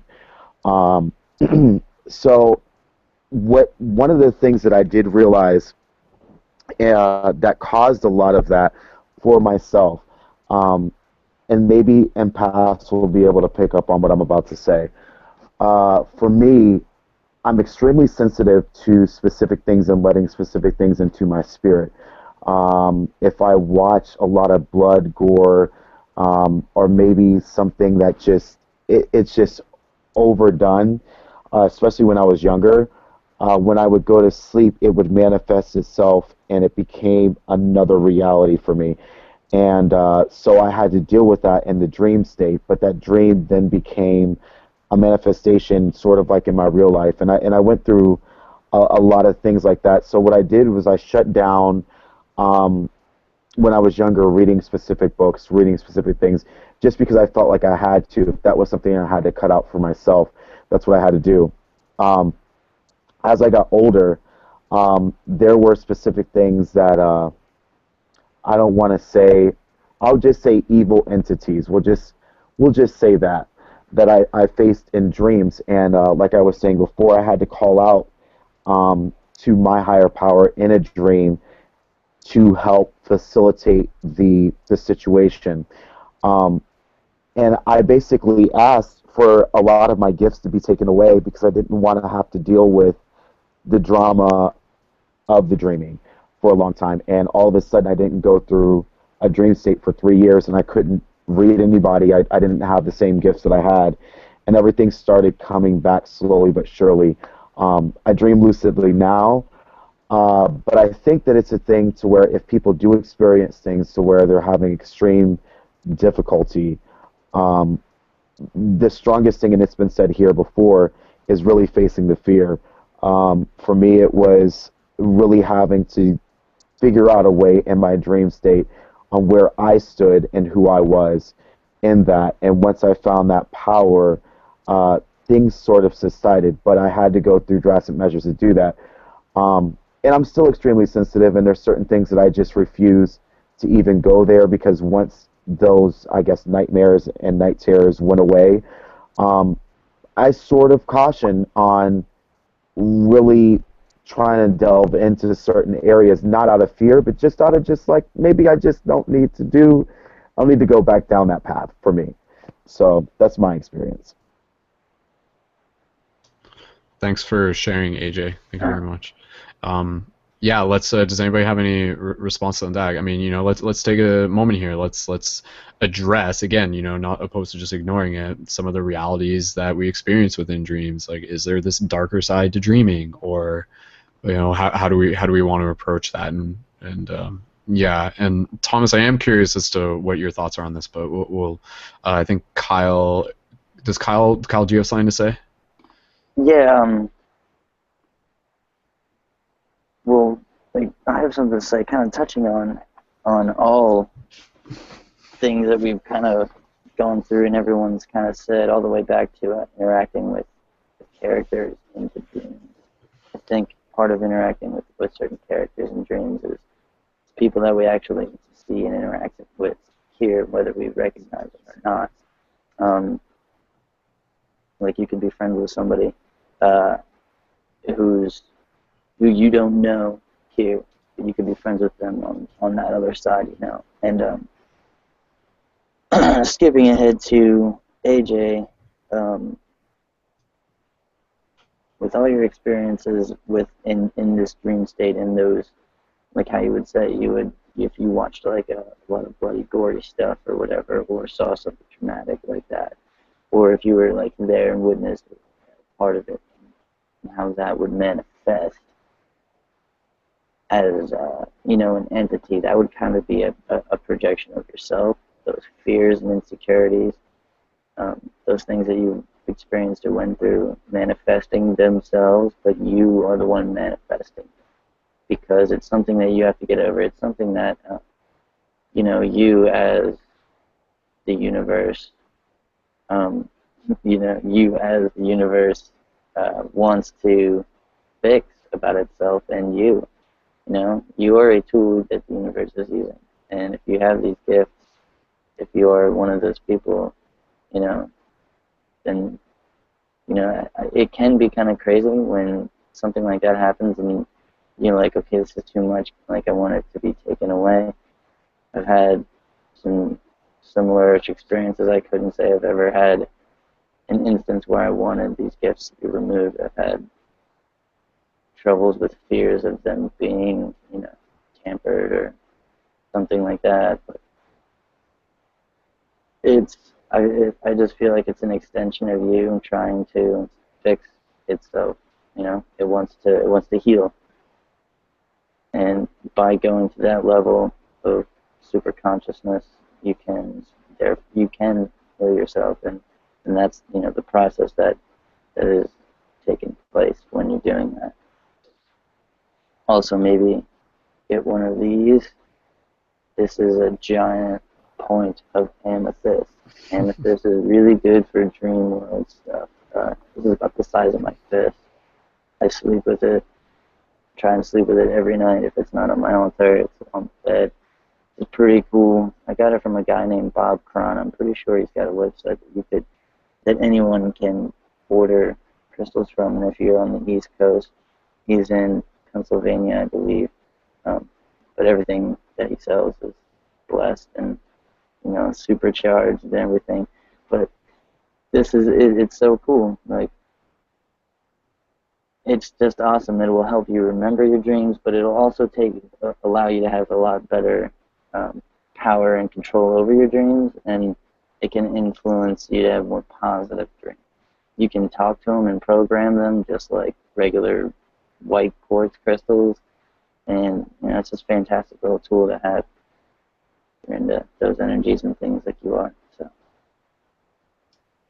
yeah. Cool. Thanks, Kyle. And yeah, you're right. Like, that kind of opens up the potential of another question of things that we can use to integrate with our dream experiences, such as tools, such as crystals, such as binaural beats, such as different herbs and everything. And that stuff we'll definitely get into more. And yeah, just being able to even going back to Jack's question, when he was talking in the comments about being in a haunted house and stuff. This is something we can explore. Got some stuff on that too. Yeah, I was just going to say, like that's an interesting topic, again, just to explore when kind of observing the science of dreams. Is like, are our dreams affected by where we fall asleep within our physical setting? And from my experience, from everybody's experience, it would seem to be yes. And so, like, in the same way that some people will say they'll have a dream on a quote-unquote sacred site, or a place where there's a lot of quote-unquote energy, or ley lines or something, and they'll say like that will actually affect their dreams. So again, it's just like it's within the bigger realms of possibilities. But for me, like, I'm just for anybody else out there and stuff like that, and I mentioned this on the last show, like, I cleaned my room more today. For me, that was also with the intention of helping me dream better at night. By having like a clean room, it allows me to like create more of a sacred space and more intention, and turning my room into its own like mini temple sort of thing. So again, just by me like putting that idea out there, it's putting it out there with the idea of the universe sort of hearing it and echoing it back with the opportunity for me to delve more into my dreams. But yeah, having that clean space allows you to think a little bit more clearly, because when you look around and you don't see the clutter, you're like, wow, that's really awesome. It's just clean. Yeah. So your mind is clear. And the only thing I have to touch on the haunted house part is I have a really, really in-depth experience, but I'm not going to hog all this airtime and junk. But if you want to check it out, it's actually a creepypasta on YouTube. I got one of my favorite readers to write it. Well, I wrote it, but I got him to read it. One of my favorite. What are they? Narrators. The narrator is Brimstone Below, and I submitted it. If you want to check it out, it's The Stomping Grounds Part 2. That's my story. Part 1 is my buddy Cameron's. I'm trying to get him involved within this whole paradigm shift community thing as well, but he's having a little bit harder time, getting on the idea. But yeah, those are actually creepypasta stories, those experiences. So if you guys want to check it out, they're real world experiences. Mine's pretty intense. It gets really in depth into a very specific part of my life that changed me, ultimately for the better though. Mm-hmm. So, yeah. Word. Cool, man. Yeah, definitely. Feel free to send me a link for that on the side, and I'll check it out. Definitely Maybe will. put it in show notes too. Yeah. So I mean, kind of wrapping things back. I think we'll let Thomas. Did you want to jump in with some stuff? We were talking about how physical setting makes a difference. We were talking about nightmares. We were talking about opening the third eye, demonic entities, and things like that. How real is this stuff, and how mindful should we be of it within our studies? Yeah, I also wanted to touch upon what you just said about cleaning a room, making it a sacred space. Oh, you're sorry. Go ahead. Keep talking. Your microphone was just a little crackly. Oh, how's that? I don't know. It seemed. Go ahead. I'm just gonna let you talk anyways. But it was kind of. Well, first, Kyle, your lighting is awesome. I love the lighting. It's like a music video or something. You're like in a spot black light. Cool. But Actually, just Thomas, just before you go any further, can you maybe just try like unplugging your mic or plugging it back in or something? Yeah. I'll just get him to do that. How's that? No, you guys are hearing that too, eh? It's like it's got like a lot of static to it. Yeah, you're coming in pretty crackly. Yeah, and it was fine before, so. How's that? Anything there? better? That's better. That's better. Yeah. Okay. Go ahead. Did you hear my comment, Kyle? Your lighting's awesome. Okay, very cool. Thank you. Okay, yeah, so just I was like, wow, look at that. Yeah, we might as well shoot something right here. But just to touch upon, Brendon, what you just said about cleaning your room, making it a sacred space, it reminds me of what Aristotle said about that insights available from dreams are like objects reflected in water. So he was saying when the water's clear, the insights are easy to see. They're easy to be reflected back. But when the water is muddy, when the mind is disturbed or busy, it's kind of hard to make sense of what your dreams are. They kind of can seem random and weird. So what we want to do is have a very clear space and a clear mind before sleep. And just to touch upon the demonic stuff, because I was called demonic as a 14-year-old kid. This woman called me demonic when she saw me reading a book called Leaving the Body. And here I was, I had no idea what was happening in these experiences, and I was trying to learn it and understand what was naturally occurring, and she called me demonic. I find that so bizarre still. But dreams are not all peaches and cream, as we all know. They can be scary and emotionally potent and traumatizing. So we really it can be bad if you're not stable, if you're not grounded. Dreams can scare the crap out of you and sort of give you a lot of anxiety. But for me, I've never been hurt, or I've always known I'm safe. It's never been an issue for me to know that. For me, it's a matter of identity. It's like, you could come up to me in the astral and try to kill me, and I would let you slit my throat, because that is not my body. My identity is not that physical or that astral form.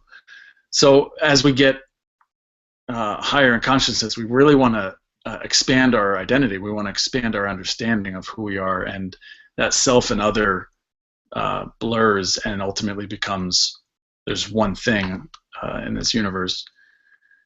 But before that, it can feel scary. So I would just recommend being stable and being grounded when you're doing some dream practices, and really claiming your mind. Science says we have 40,000 thoughts a day. So you take that into the astral, imagine how much crazy manifestation is going to happen. So we really want to develop a clear, still mind before doing some of these practices. Yeah. Is there anything more that we want to say within the topic of like demonic type stuff and satanic type stuff? Is it like, can we, like, is there legitimacy to that, or is there a way for us to sort of dispel that myth, or is that just like a matter of cultural perspective and everything? Because I know, like, and this is like something that's actually been popping up in the community through online stuff, where there's been like some discussion of people who are just be like, be like, yeah, the whole New Age thing is satanic, and lucid dreaming is like, you know, like opening you up to demonic possession, and don't open your third eye and stuff like that. I mean, I think you answered it when you just said, you know, like before you really get into this stuff, like clear your mind, ground yourself, sort of just like do that part too before you get too deep into that. But yeah, I'm just wondering because again, you know, just sort of like as a way to keep this like safe for everyone. Like, how much attention do we need to put towards these ideas and stuff like that? I don't know if Thomas, if you had anything more to say on that. You think you already said it and stuff, but like. Yeah, I think just important when we talk about like practical stuff, like how do I get lucid and what kind of foundational practices do I need? For me, foundational is developing your mind, your thoughts, your stillness, which is really your will, which is your strength of awareness, not your power that you exert, but will is your ability to focus single-pointedly. When we want to replicate the idea of sleeping. So when we sleep, we let our body physically fall asleep. If we can get into that sort of trance state when we're awake, when we can kind of put our body to sleep, yet we remain present, the observer, that witness behind it all can remain present. Now we're learning how to exit the body at will. So to do that, you really need to be able to focus on one thing for a long period of time and relax.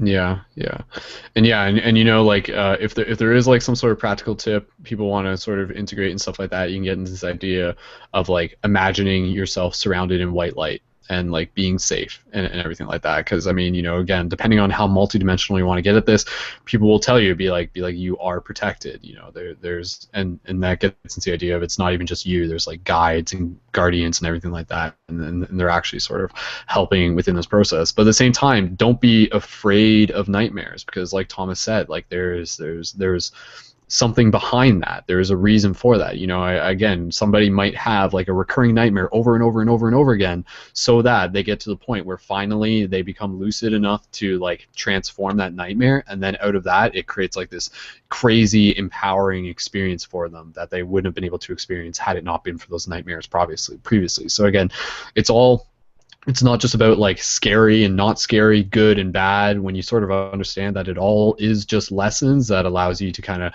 develop a sense of courage when you go into your dreams. Like honestly, like if I were to go into a dream, I want to be able to go into and be like I openly accept whatever may come my way, knowing it is for my highest good. Be it beautiful dream about crazy whatever stuff or crazy nightmare stuff, you know, like I accept it. And I think when you even verbally communicate that to yourself, the dream space will this is something we can get more into, but again, you know, like it seems as if the universe is listening to the intentions that you project related to your dream practices. So when you start studying dreaming and start studying lucid dreaming, the universe sort of acknowledges that, and it starts bringing more of these experiences into your path. And yeah, and like writing things down in dream journal and everything like that. It's not literally just when you write something down and journal it, it's not just you. Like the universe is actually acknowledging you doing that. I mean, at least from my understanding and my experience. And yeah, you're putting that intention out there, and it's echoing back, and it comes through you within your dreams. So yeah, at least those are just some of my thoughts on that. But we'll pass the talking stick around if anybody else had any general thoughts or comments on some of the recent stuff we said. Ashley, go ahead.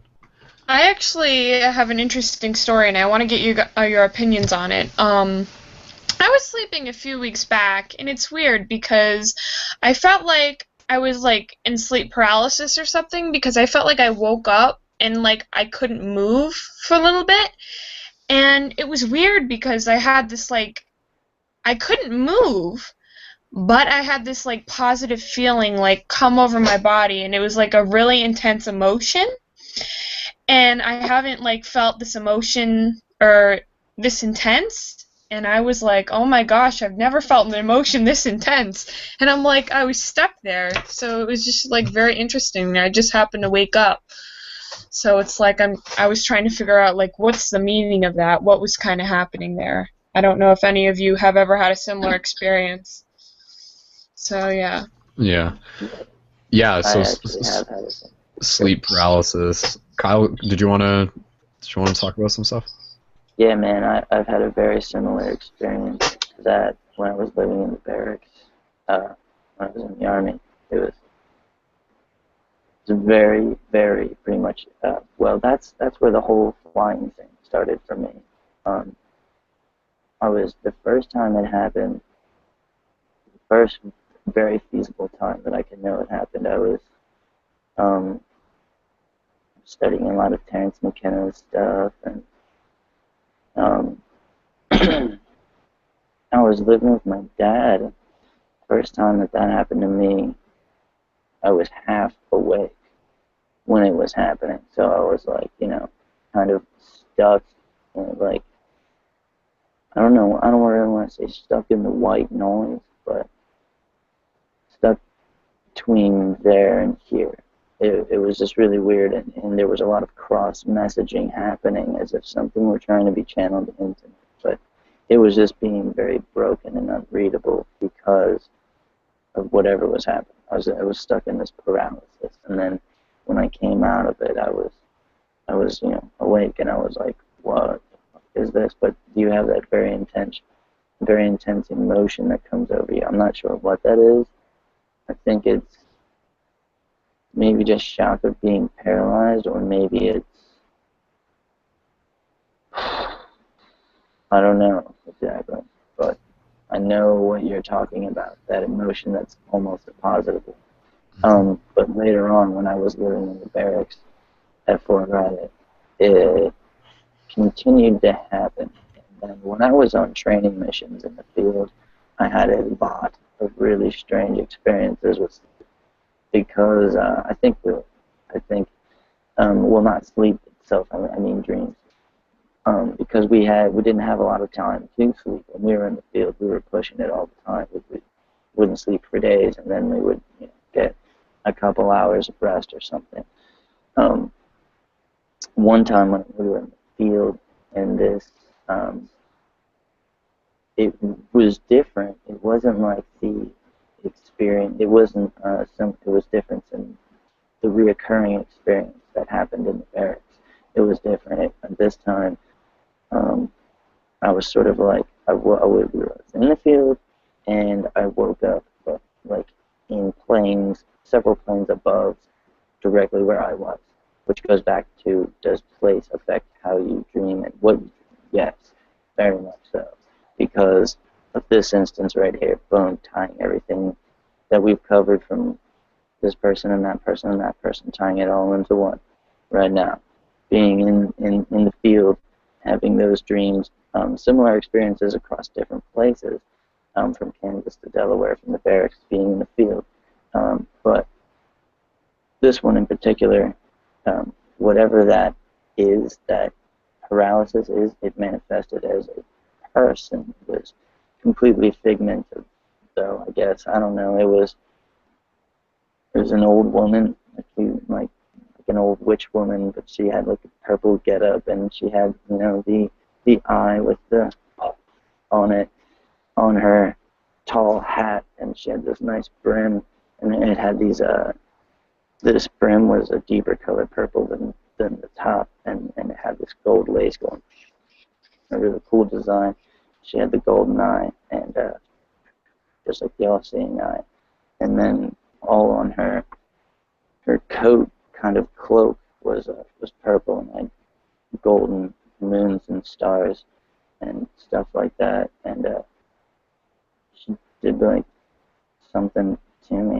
It was like some kind of ritualistic thing that she did to me, and then I was sitting cross-legged, and I got up, and when I got up, I was overwhelmed by that emotion, and instead of being paralyzed, I started to move. I was dancing and singing in a circle. I was just dancing in this crazy tribal fashion, and I was singing, and that's, what I was doing in this dream. That's the only different experience I've had, but later on, I think that evolved, and like I could fly and everything. That's what kind of helped me get that lucidity, I guess. I don't know, maybe she was just trying to help me wake up. But when I was in the barracks, it manifested itself as a an entity that would come and embody into me throughout different various dreams that were pretty messed up. And it was just kind of crazy. It was just really weird how it worked its way through that kind of chaos, and turning it into just learning how to control it, I guess. Instead of like it grabbing, it just, I don't know if it is a separate entity or not, but it grabs a hold of you and you're paralyzed or whatever, but it's just a different part of you, making you realize that you're in control, that you can fly, you can do these things. I don't really know where the paralysis, works the way it does, but for me, it was a matter of controlling it. Yeah, I think the sleep paralysis thing, and even what you were saying, that sounded almost similar to like the old hag syndrome, which is again like a common, not an uncommon thing that people talk about. People will talk about that, seeing like an old witch at the end of their bed and something like that. So it seems to be this like recurring thing that shows up in our dreams. But again, like, is it there to just like be super spooky, or is it there to perhaps like deliver a lesson to us in the disguise of something scary? Kind of what you're alluding to. I actually had a sleep paralysis experience as well, but I'll share that in a little bit. And again, like the fact that we can talk about sleep paralysis experience helps normalize it and helps us distill some of the fear about it. So that would be like the intention behind doing that. So we'll just give it a little bit of foresight, guys. What we'll do, I know Indigo has something to say. We'll talk a little bit more. Indigo wants to talk a little bit about the environment setting and how that can make a difference within dreaming. We'll get more into, again, some of the practical tips, how people can interact more with their dreams. I'm sure Thomas will have some tips on that as well, and then we'll get close to wrapping this up before midnight at my time, so within the next half hour, and we'll finish with a short closing meditation with us kind of doing a visualized meditation of meeting up at the tree, similar to how we did, literally the same concept of what we did last week. With the idea of actually like creating this imagination, using our imagination to create a visualization and a connection to this space that we're actually working on making real within the dream space, so that we can gather there as a collective. And there's some more thoughts that I actually want to say address to that, but we'll get there when we get there. So I'll just pass it over to Indigo and Kyle. Thanks again for sharing, man. That's a very personal story, so thank you for sharing. So Indigo, did you want to go ahead? Yeah, I just want to share a personal experience that gave me a lot of wisdom to share with you guys. I don't know if it'll directly affect you guys or be a part of something that you can learn from, but I was living in this duplex, and duplex is two homes that are like basically connected, and they're one, but they're two different people living in different, what I'm saying? So there was two different rooms there, and one of the rooms had a full master like king size bed, and that's the room that had the nicest bed, so that's the room I prefer to sleep in. And every night when I would sleep in that room, my dreams would get really weird. And I at that point I had I understood my dreams to a deep enough level that I know when there's something different, something weird. So I was like, so I went and I slept in the other room, which was the opposite side of the house, but it was like this little tiny bed. And I actually preferred the tiny bed because the dreams were so good. And then I started getting some downloads. I was meditating, asking why am I having bad dreams in this bed and stuff. Well, as it turns out, in a duplex, those were both the master bedrooms. And my bed was pushed right up against the wall, and I guess the people that lived right next door, which there's only one wall dividing that, were right there sleeping too. So our auras, when they spread out, if you're right next to, they can combine. And, you can actually pull different energies. The longer story of it is that was the beginning of me learning that I'm a dream walker. But you have to sometimes go through bad experiences to be able to learn maybe good abilities and stuff. So that's just a little wisdom I want to share with you. Sometimes if you guys are in cities, sometimes if you guys are, be aware if there's another aura that is right next to you on the opposite side of the wall or something, because it can really change your dream time dramatically.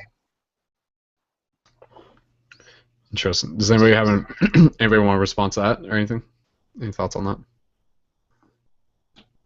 That's right. Yeah. Again, like I think, or Kyle, go ahead. I mean, I do. I'm just trying to let somebody else jump in there, if anyone else has anything to say.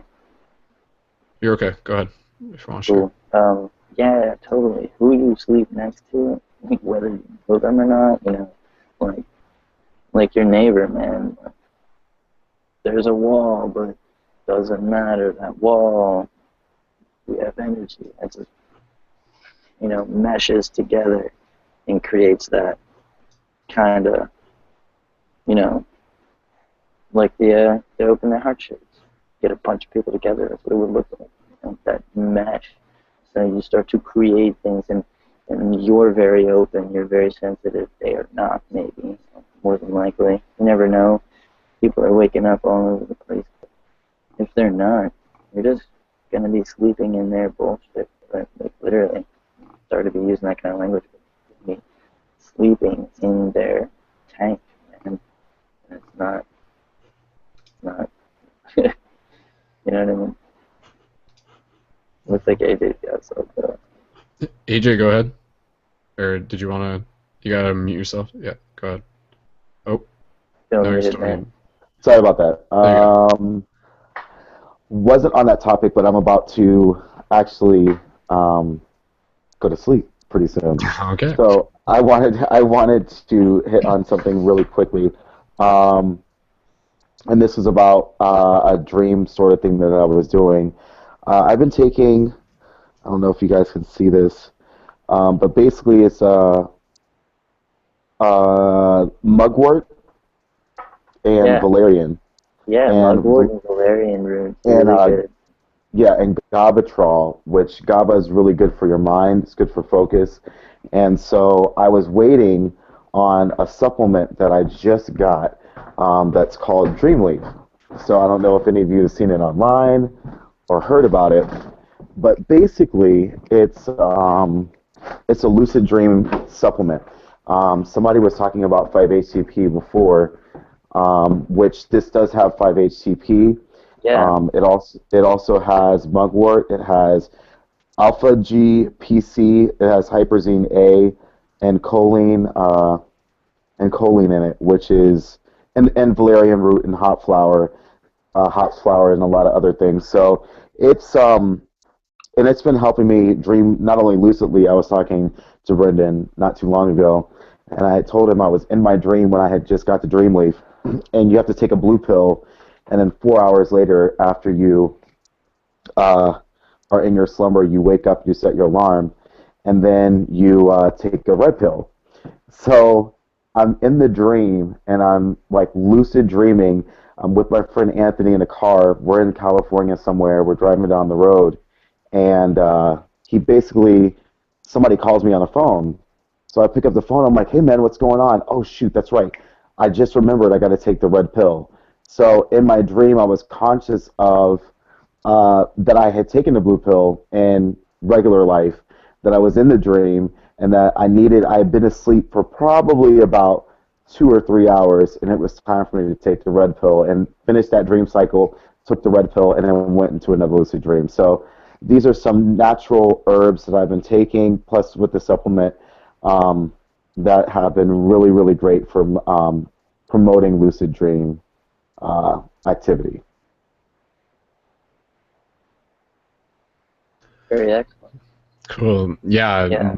Thanks for sharing it, AJ. And yeah, again, like in future classes, we can definitely get into more of the specifics of different supplements are available and everything. We even mentioned it in the last class. When it comes to supplements and stuff like that, I would definitely, again, everybody's kind of at their own different level of lucid dreaming. Some people lucid dream by default. Some people feel they never dream. But if you feel like you're really eager to start dreaming, for me personally, this is just my suggestion. Before you get into the supplements, I would recommend just like putting in the willpower to see how far you can get, and then as you start to develop noticeable results within your practice, then if you choose to, you can start bringing in supplements, you can start bringing in teas and everything. So, like, kind of even what Thomas was saying, lucidity is like something you have to, there's like, you really have to earn it, and it's kind of, not to say that using supplements are cheating or anything like that, but at the very least, just don't become dependent on them. So, I mean, yes, if you want to use a supplement and it has a great effect for you, that's awesome. Now you know what that experience is like. Now try gaining it without the need of that supplement. Like, the last thing you want to do is to become dependent on a supplement, because that could drastically, like, affect your practice in a way that may ultimately in the long run be detrimental, sort of thing. So, I mean, for me, like, I have a few different things that I have access to. There's like some pills that I have. There's like Syrian rue, which is something that I've used in the past. But right now, I'm gonna give it at least, like, maybe a week before I even touch any of those, because I want to see, like, how rich I can get into my dreams, and that's relative to some personal choices that I've shifted within my own lifestyle. That's going to allow me to gain more access into lucid dreaming, and getting into the practical side of things. We can sort of segue into that as well, but. Yeah, supplements and lucid dreaming are super important. But before we do that, though, I just wanted to say, AJ, you're about to head out then, right? So I just wanted to say farewell, and thanks for joining, and thanks for being a part of the circle. And to everyone else, there's been a few people who have just had to quietly head out. So thank you again to everyone for being a part of the discussion. So AJ, was there any last words that you wanted to share before you headed out? Nope, that was it. Thanks, guys. It was great meeting up with you guys. All right, we'll see you in the astral, dude. Yes. Cool. Peace, brother. Yeah, okay, so let's get close to finishing this show up again, just so we can get to sleep and do exactly what we're talking about here. Let's wrap up with some practical tips. So this is common reminders, and the reason why I'm just going to say them again is because maybe people are listening for the first time and they didn't hear me say this every other broadcast. Cultivation of sexual energy is something you want to be aware of. If you're a male, be aware of, like, if you're spilling your cup, if you're having an orgasm, if you're ejaculating specifically, be conscious of that. Understanding that, like, the seminal fluid does have a direct correlation to your ability to engage with lucid dreaming and dream experiences at a different degree. You may not feel that it makes much of a difference just yet, but as you get more into the practice, it will make a difference, specifically once you start getting into intentional astral projection. So be aware of energy cultivation. Stop masturbating so much. Well, you can still masturbate, just stop having orgasms so much, if that's a thing that you need to be mindful of. And, I think the world would change if more people were aware of that. Another thing, cannabis use. And these are, like, the two biggest things for me: energy cultivation and cannabis use. Like, for me, like, I work with cannabis now and then, and I know that if I use it, I'm not going to experience my dreams in the same way. Within 24 hours of not using it, I'm more likely to remember my dreams and become lucid. That's for me personally. Figure it out for yourself, but also recognize it as a chance to develop your willpower. Do you want to choose the funness of getting high within this reality, or do you want to see what's in the mystery box of what your dreams may have for you? So again, it's kind of like proving to the universe that you're serious about this. And when the universe sees you choose that willpower, it will potentially, theoretically, respond to it. So yeah, sexual energy, cannabis, and writing a dream journal is, like, another obvious thing. Doing that and creating a mental practice of developing that memory muscle, and having it close to your bed, and trying not to get up really fast in the morning, and just creating a habit of doing that, even if it's like one word or two words or a couple themes or ideas that link you into other concepts. So those are my three things. Let's pass around the circle to see if anybody else has any other practical suggestions on how we can engage with our dreams and how we can theoretically become lucid as well. And we'll pass it over to Thomas, just because we haven't heard from him in a little bit. And then Kyle or Indigo and Ashley. Go ahead, Thomas.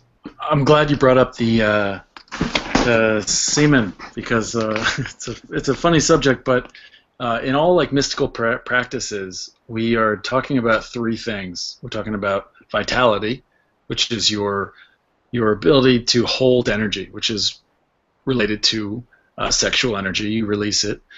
We also lose vitality when we're thinking constantly throughout the day. It's like having a hole in our ship, and we're just trying to get the water out. We can lose a lot of vitality throughout our day if we're not stable in our mind. So the three things typically are our vitality, our intention, and our will. And in all mystical traditions, you can call this the body, the soul, the spirit, the salt, the sulfur, the mercury, whatever you want to call it. I don't know what it would be in Christianity. Isn't there a trinity in that? Oh man, can you repeat those? What's that? You had right before I got up. You said willpower. What else? Yeah, we're talking about these three specific parts of ourselves. They're really not separate, but we want to separate them, we want to refine them, and then we want to join them back into one body. So we're talking about our will, our vitality, and our intention. Yeah, that's what I was. Yeah, on a practical level, you could talk about physically. You're going to be eating right. You're going to be focusing on having stable minds, which sort of relates more towards your will, but not being so wrapped up in your thoughts, retaining your seed, or taking care of yourself physically. So you can go from the physical body, then you jump into the will, which is really your mind and your ability to be single-pointed in your focus. This is really the strength of your awareness. So vitality is how much energy you can hold, and will is your ability to hold it in one place.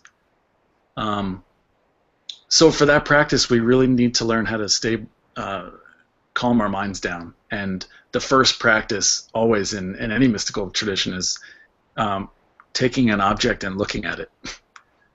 So you look at an object for 10 minutes, and anytime your thought stream comes in, anytime you're pulled away into projections of the future or the past, or you're like, how long has it been? Has it been 10 minutes? You come back to this object. This object can be anything. I used to use a candle. I used to also use this little bullet that my stepdad gave me. But you just simply look at it, and every time you're pulled away, you come back to it. You got to record it. This is the practice, but you record it either with some mala beads where you count how many times you're pulled away. I have a little clicker, like an umpire clicker. That there's also iPhone apps that you can press the screen and it counts 1, 2, 3, 4. So that you do it for 10 minutes, and you might in 10 minutes be pulled away 60 times. And then you do it the next day, and you might be pulled away 50 times. And then in a week, you do it every day, you might be pulled away 25 times, then 24, then 23. In a month, I'm telling you, you can get to 0. In 10 minutes, you'll be able to sit and look at an object. You're not thinking about the object. You're not thinking, that's a candle, that's another click. That's wrong. You're just simply present. You're observing it. You're using it as an anchor. You're trying to separate yourself from your mind stream and be able to identify what a thought is. Because typically we just identify with our thoughts. We think, oh, there's no stopping them. There's a witness, there's an observer behind your thoughts, and we really want to strengthen that, and to be able to see the birth and death of thoughts. So this is the first step in doing that. And then the other part of the Trinity is the intention. And this is the most fun, and it's the easiest, I think, for me, but it's a feeling. So going to sleep with the intention that you're curious, almost like you're writing a letter to your subconscious. I want to know more about you. I want to go to sleep, and rather than just passing out, you go to sleep actively looking. It's this intention, like you're opening your heart up to it. That's more of a feminine thing. I don't want it to be like, because if you go to bed with the intention, I want to know my dreams, and you hold that into your thought, you're going to not be able to fall asleep. So intention is this passive, open, how do you describe it? Does that make sense? It's not, otherwise you're going to be an insomniac if you're going to willfully... Yeah, I know exactly what you're talking about. Maybe I can help you sort of put it into perspective when you were saying things about it there, willpower, intention, vitality. Vitality, you said, is your energy, power, willpower, ability to hold energy. And I just went ahead and jotted in 4 intentions. Just how you're going to use that energy. So, by having good and positive intentions, you're going to get, you're probably going to be rewarded with greater aspects to build, and that goes back and touches on what I was saying about how when we're dreaming and everything, dreaming will help you. It'll give you lessons, throw you in different dimensions, to give you different lessons, these different aspects about yourself, and then you can also literally just go to a place where you are architecturally building, and that building is of where your intention lies. The lessons in the dream world, the lessons in that dream world are I feel molding you to show you and direct you how to use the correct intention. It's trying to instill in you the right intention, so that by the time you get to the point where you're building, you have the right intention in your mind. And if it's positive and good, you'll be rewarded. We're tools.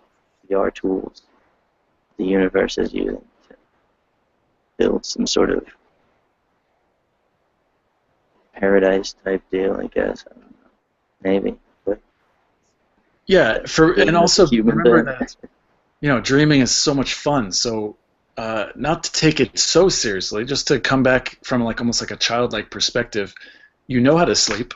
You're talking about being cozy in a bed with a blanket, and that's your spiritual practice. So it's so much fun. So come at it with such a fun curiosity, childlike nature.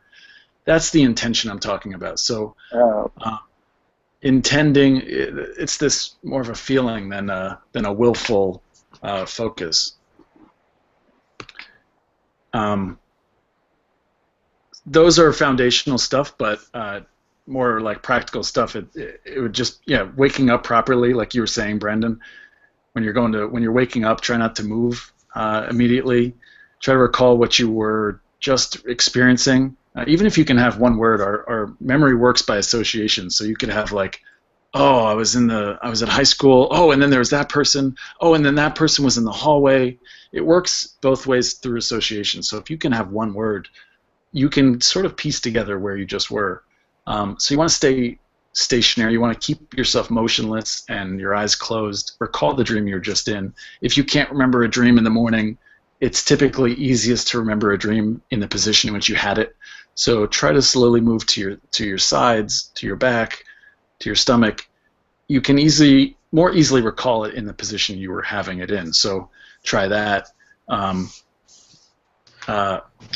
Anyone want to chime in here with some of the practical stuff?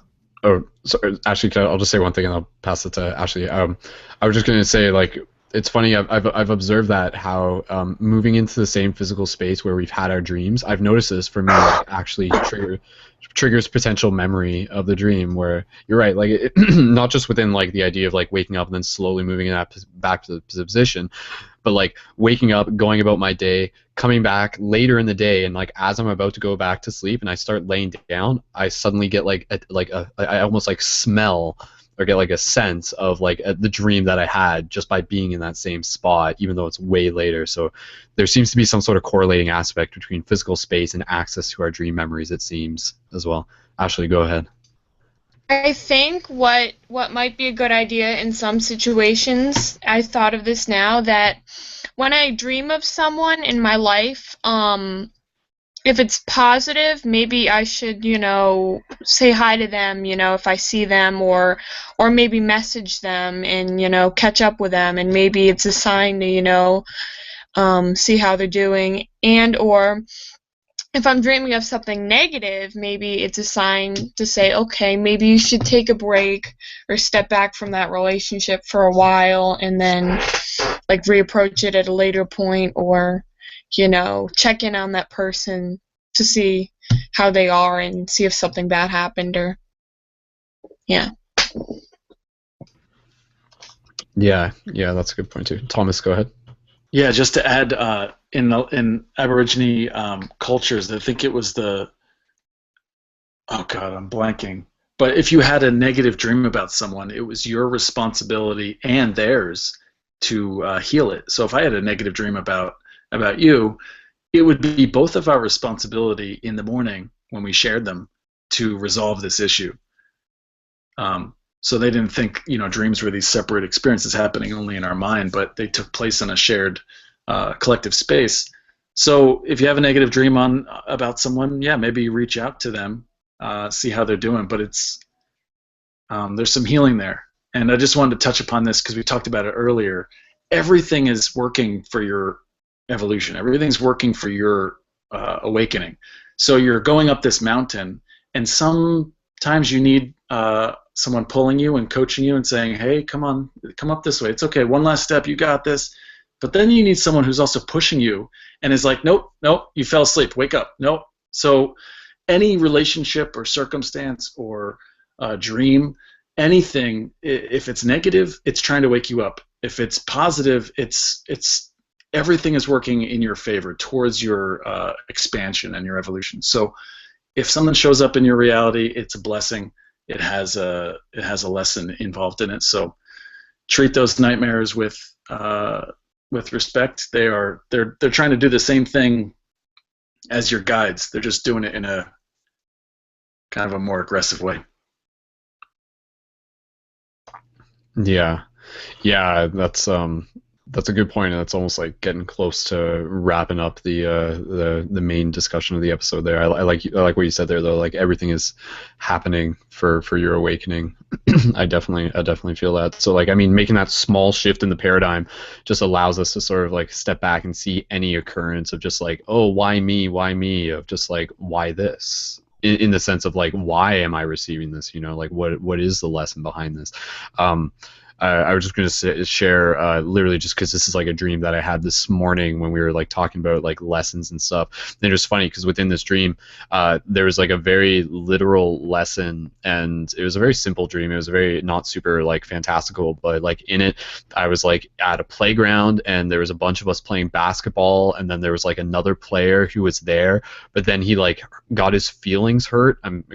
To explain this very vaguely, but he got his feelings hurt, and then he like left or something, and then the coach who was like coaching us, and I was like sitting down with all the players, so I mean, you can sort of see some sort of symbolism here, like playing a game and there's a coach and we're players, and then the coach is just like okay, now like what did we learn here today, and like people were answering, and then I was just like, I had to put my hand up, and I'm just like, I know, like I'm like, it's important for us as players of the game to be empathetic for the other players, even when they're not on our team.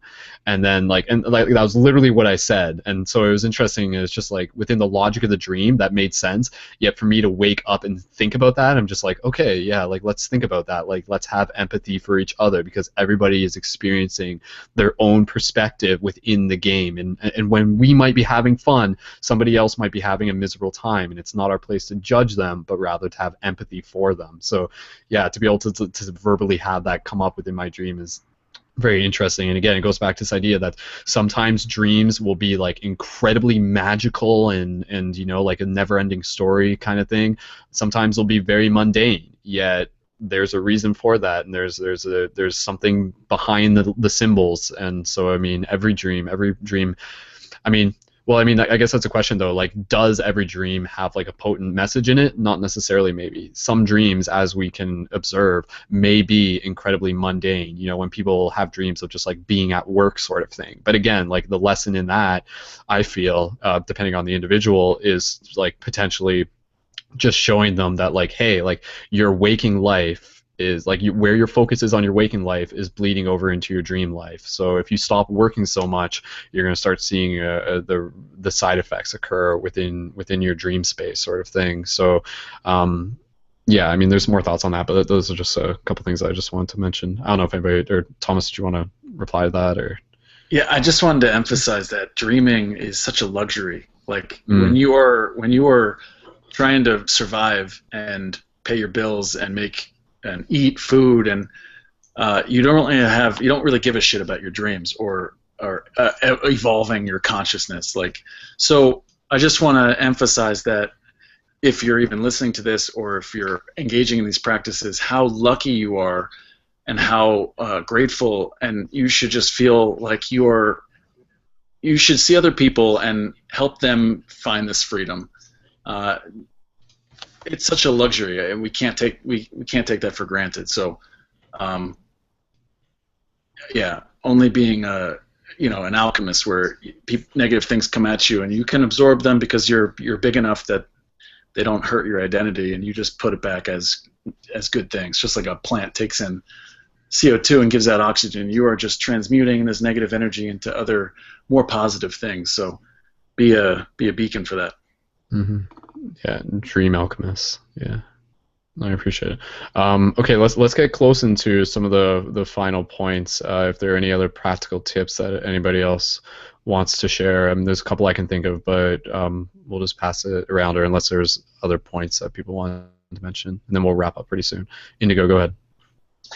I had an experience with an ex that was having nightmares all the time, and I was doing some dream walking into her dreams, and what I was actually able to visually see was from her chakra system, there was like this black energy flowing out of all of her chakras, and then there was all these entities that were kind of following that, and so it was able to give me like a really good perspective in the waking life to try to help her with her aura, to try to help her with some of those blocked chakras that are, all that darkness. It's like the density of the things that haven't been dealt with, in your physical life, and that's how you get those blockages over time. So as we work through a lot of these issues she was having in her chakra system and in her aura, all of a sudden in her dream time, it was getting better and better and better.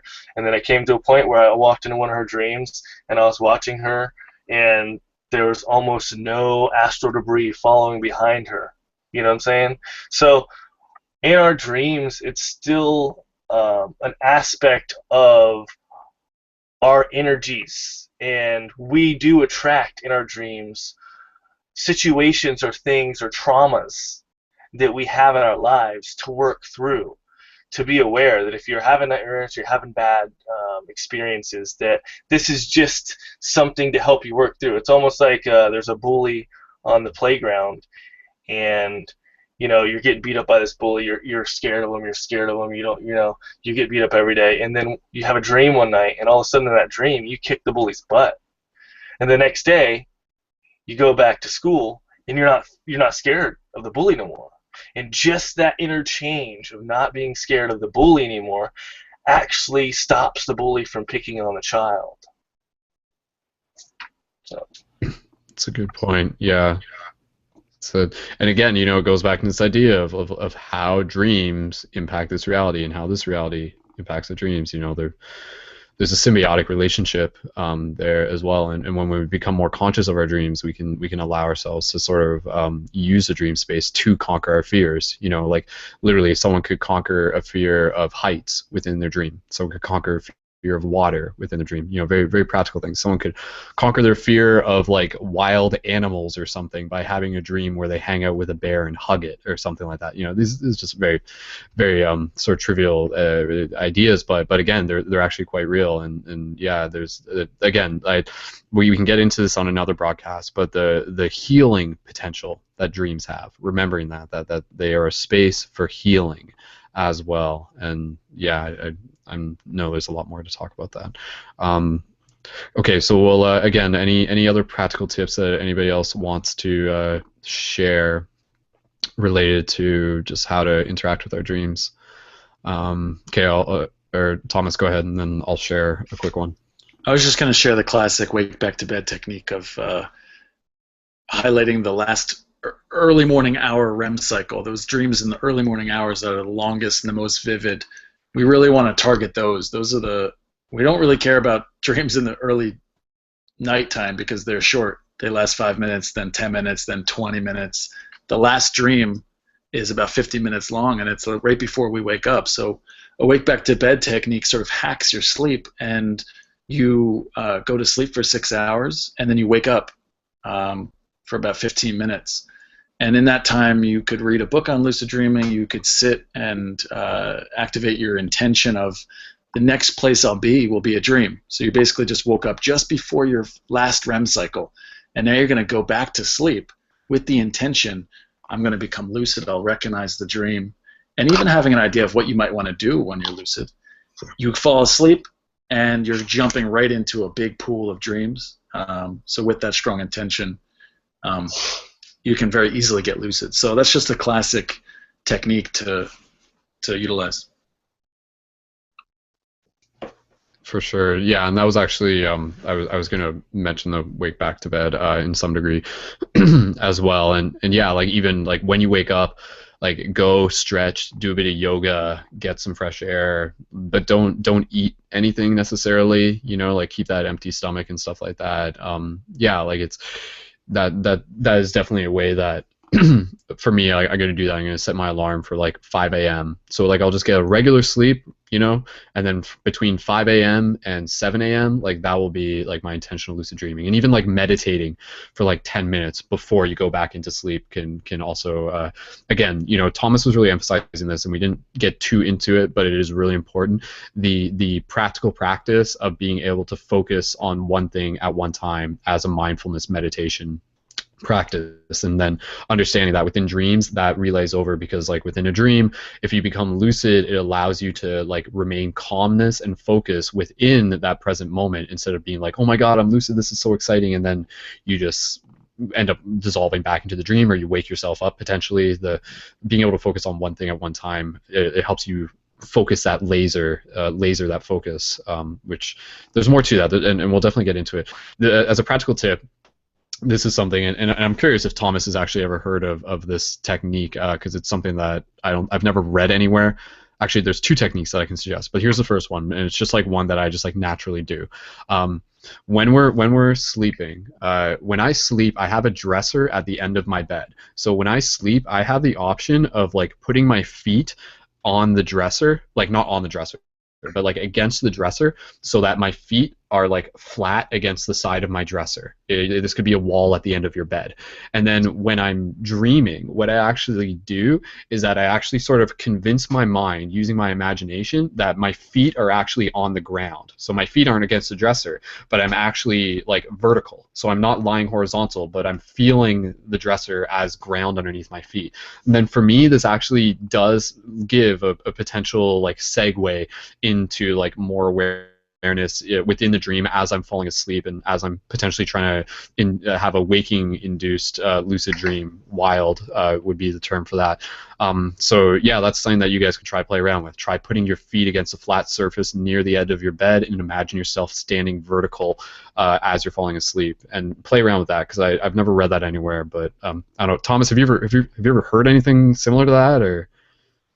No, but that's like turning ordinary reality into, you're shifting your perspective, which is just like a mind. It's an interesting technique. Yeah, it's like being in space, you know, like if we're like sitting there and we're sitting down, then someone comes in and they're floating horizontal.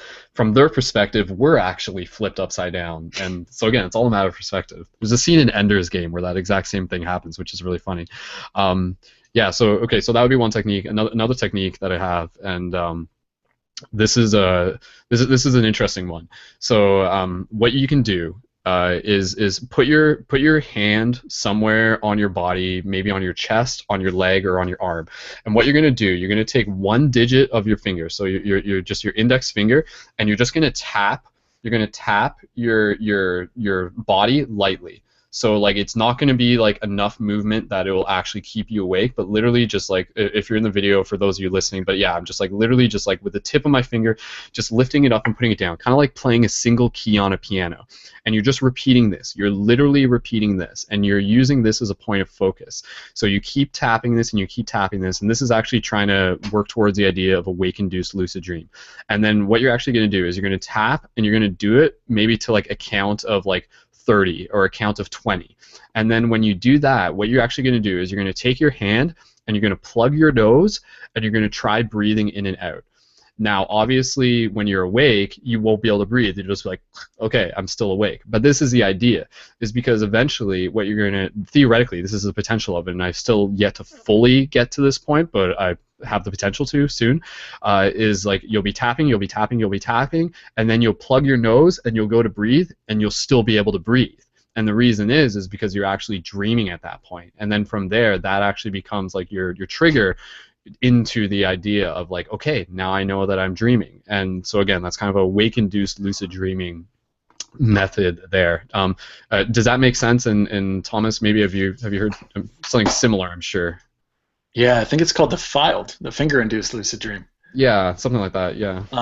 But you do see how keeping focus on one thing is how important that could be. So putting your awareness on your finger, I mean, you might be able to stay there for a minute, 2 minutes, and then you fall into unconsciousness. So we really want to develop and strengthen our awareness and our ability to focus on something. So to emphasize that even further, a really great technique is to play with twilight, to bring your awareness into that space, that liminal zone between waking and sleeping. So typically we just sort of fall asleep. We might be watching something and we just turn it off and then pass out.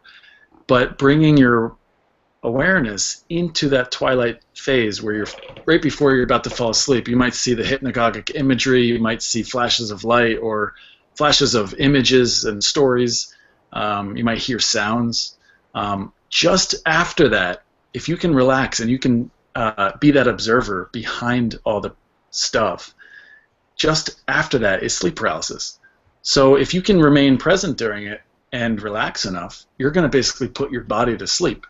Your body will just naturally, as it does every night, it'll fall asleep and enter into sleep paralysis. But if that awareness behind it, stays aware, that's a great way to, like you were saying, Brendon, to go into a wild, to go directly into a lucid dream without any lapse in consciousness.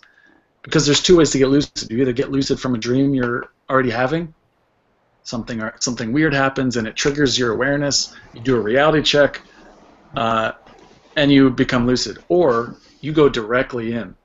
You, without any lapse in consciousness, you just put your body to sleep as you remain awake. So I would suggest playing with twilight. Play with it. You might only stay there for 4 minutes the first night. You might just pass out, and that's okay. The next night it might be 5 minutes. And then you're so close. As soon as you start feeling your body getting heavy, relax. The whole thing is just relaxing. So play with twilight is another good advice. Mm-hmm. Yeah. Yeah, and that actually, again, there's obviously like an infinite amount of things to talk about, and we will be talking about more of it in future classes as well. It's interesting to play, because I was thinking about this before, and it wasn't an idea that I fully had too much, and I think, oh, Jack had to leave. I wasn't sure. Okay, so thanks. Yeah, I wasn't sure if Jack had a point there. Okay, thanks, Jack, for stopping by. I was just going to say, like, it's interesting because we notice this, like, sometimes if we fall asleep while watching a movie, we'd actually, like, dream of something similar to that movie or something like that. But then I was playing around with this. I'm like, what if we actually start intentionally, like, using that as a way to be able to create our dream? Like, what if I, like, want to have a dream about Star Wars, so I intentionally fall asleep while watching Star Wars? This is just a theoretical idea, and I'm just sort of playing around with it or something, but I encourage you guys to do it. Like, maybe if you have, like, a favorite anime, like, watch it and intentionally fall asleep while watching it and see what happens. Like, again, with dreaming, I think what makes it so amazing is that you can approach it as your own personal science.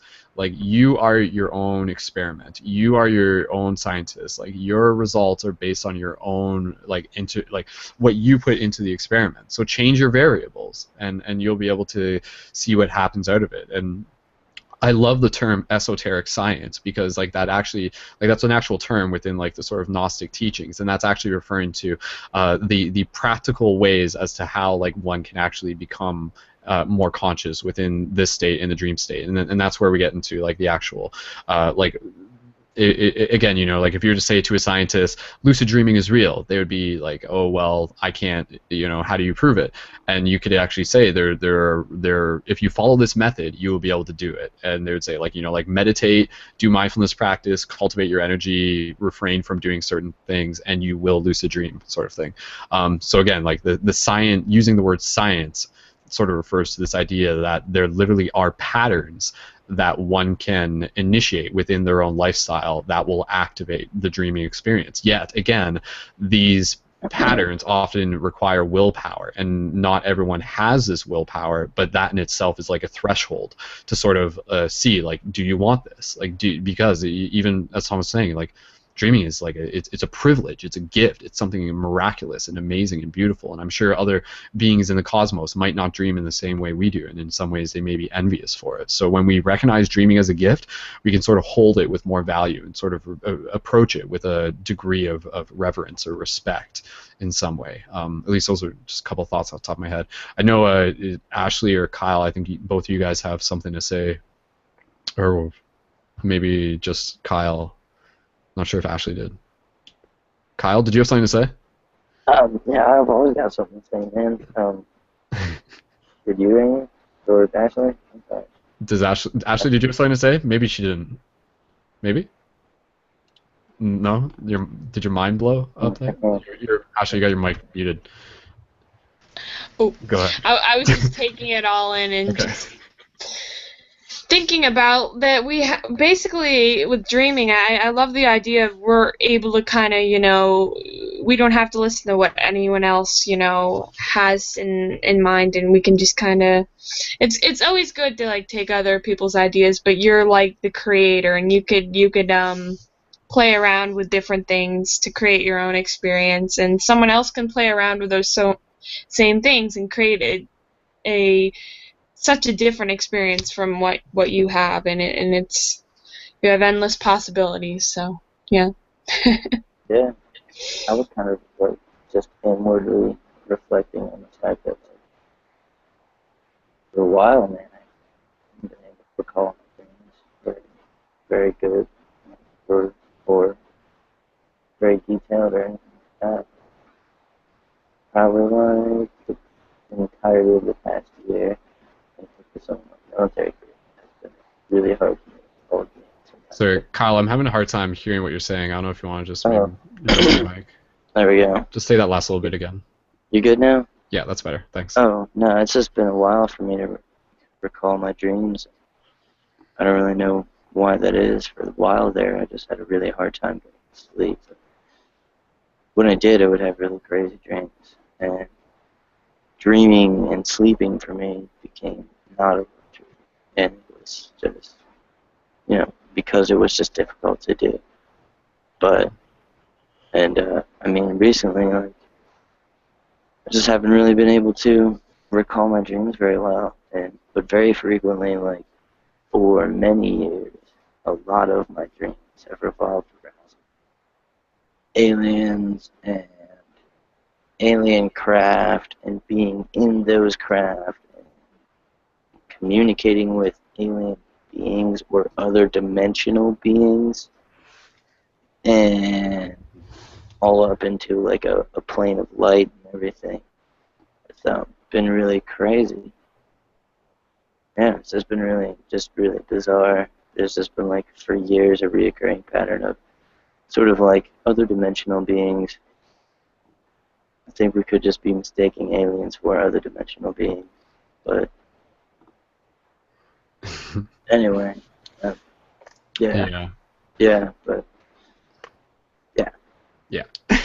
but in a waking state, meditation, kind of like when I was in high school and I was in like science class, and it was all he was talking about, all the stuff I already knew, you know. So like I would just sort of do my thing in the back, like go and meditate and block everything out.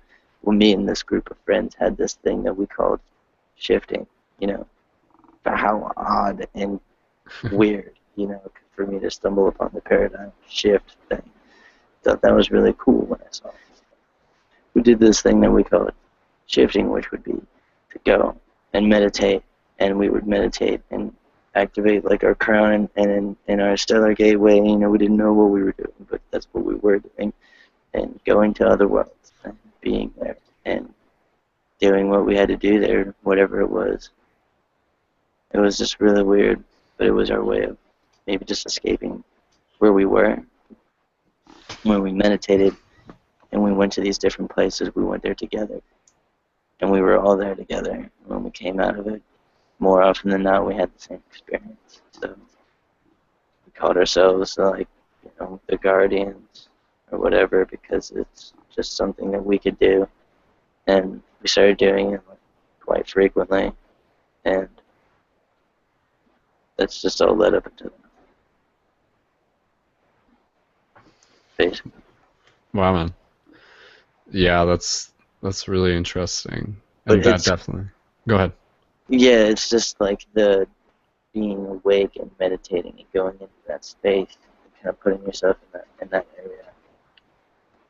And, you know, your friends doing it too, and all being there is totally different than going to sleep and dream in that aspect. But it's very similar because you can sort of integrate that system while you're falling asleep and get yourself to be lucid. You know what I mean? And now that, like, you know, I don't like, yeah, it's just like another way to get lucid in there and control it. So it's just all very similar to that meditation style of going in. Yeah. Yeah, that definitely is something I'm interested in, and that's cool to hear that you've had that experience even when you guys are just like doing it just like for fun or just like intuitively without even having to be instructed on it. Like the idea of like shared space within meditations related to using the imagination, because that's totally like where we're going with this project. And yeah, literally let's wrap this up so that we can finish with our meditation. We'll save some more stuff for next time. And I'll use that, what Kyle was saying, as a segue to our closing meditation and also our intention behind our closing meditation. So for those of you who've been tuned into the past, there's this idea that we're working with. I have the objective for the community, for the shared community, to be able to collectively meet up within a particular space in the astral. And this space, again, you know, for people who have seen the promotion for this, there's the main image that's promoted for that I use for the promotion of this, and I'm just posting a link for this in the comments. So if you guys actually just want to like open up that link, you guys will see the image, and the image is of like this single person kind of standing between two pillars on a checkerboard, and then in the distance there's a field and there's a tree, and then above the tree there's the paradigm shift sigil. And the paradigm shift sigil is something that has been a part of this project for years, even before it was created, and you know, even from the future of it. And it is something that is continuously being charged with the energy of the community and the intention of the project, which is about shifting consciousness and creating a portal for us to use to evolve into more of who we are and open up potentials. And so this visual reference, which you guys can be looking at, is a literal stepping stone to the place that I may have been I envisioned it as an idea, but the idea is that we can collectively envision this together and actually go to this place within the dream. Because when we talk about the dreams, you know, we talk about being able to create things with our mind and everything like that. Well, what happens when we collectively create a place? And this is like a whole other topic in itself. You know, like, are there actual places within the astral? Are there, you know, like temples and cities and things that have, you know, enough collective energy behind them that they actually have a substance to them that actually like allows it to become real? So what we're going to do within this closing meditation is that we're actually going to bring ourselves to this tree, and we're going to focus on this tree, focus on this environment with as much detail as possible, going back into what Thomas was saying of the practice, of practicing being able to focus on one thing at one time, so that within our dream experiences, when you become lucid and when I become lucid, like, again, like, this is literally my objective. When I become lucid, my objective is to go like this. It'll be like, okay, I'm lucid. Let's go to the tree. And then like getting to the tree is something that will take time, it will take practice, it will take willpower, it will take experience, it will take failing and learning and all of those parts of the process. But based on my studies, based on my understanding, based on my experience, I know that I can do this. I know that I can, you know, have a lucid dream and imagine a reality in which I am at this tree. So one of these days, like I'm actually going to wake up from a dream and I'll be able to be like, holy shit, I was there. Like this is no longer just a fabricated concept. This actually happened. I actually made it to the tree. So in the very simplest way, it's creating an objective for myself personally, and also a shared objective for the team for what happens when we collectively gather at this spot in the astral, you know, and that's the idea, is that like we can, this is a whole nother topic and we'll talk about it in the future dream class, the concept of shared dreaming.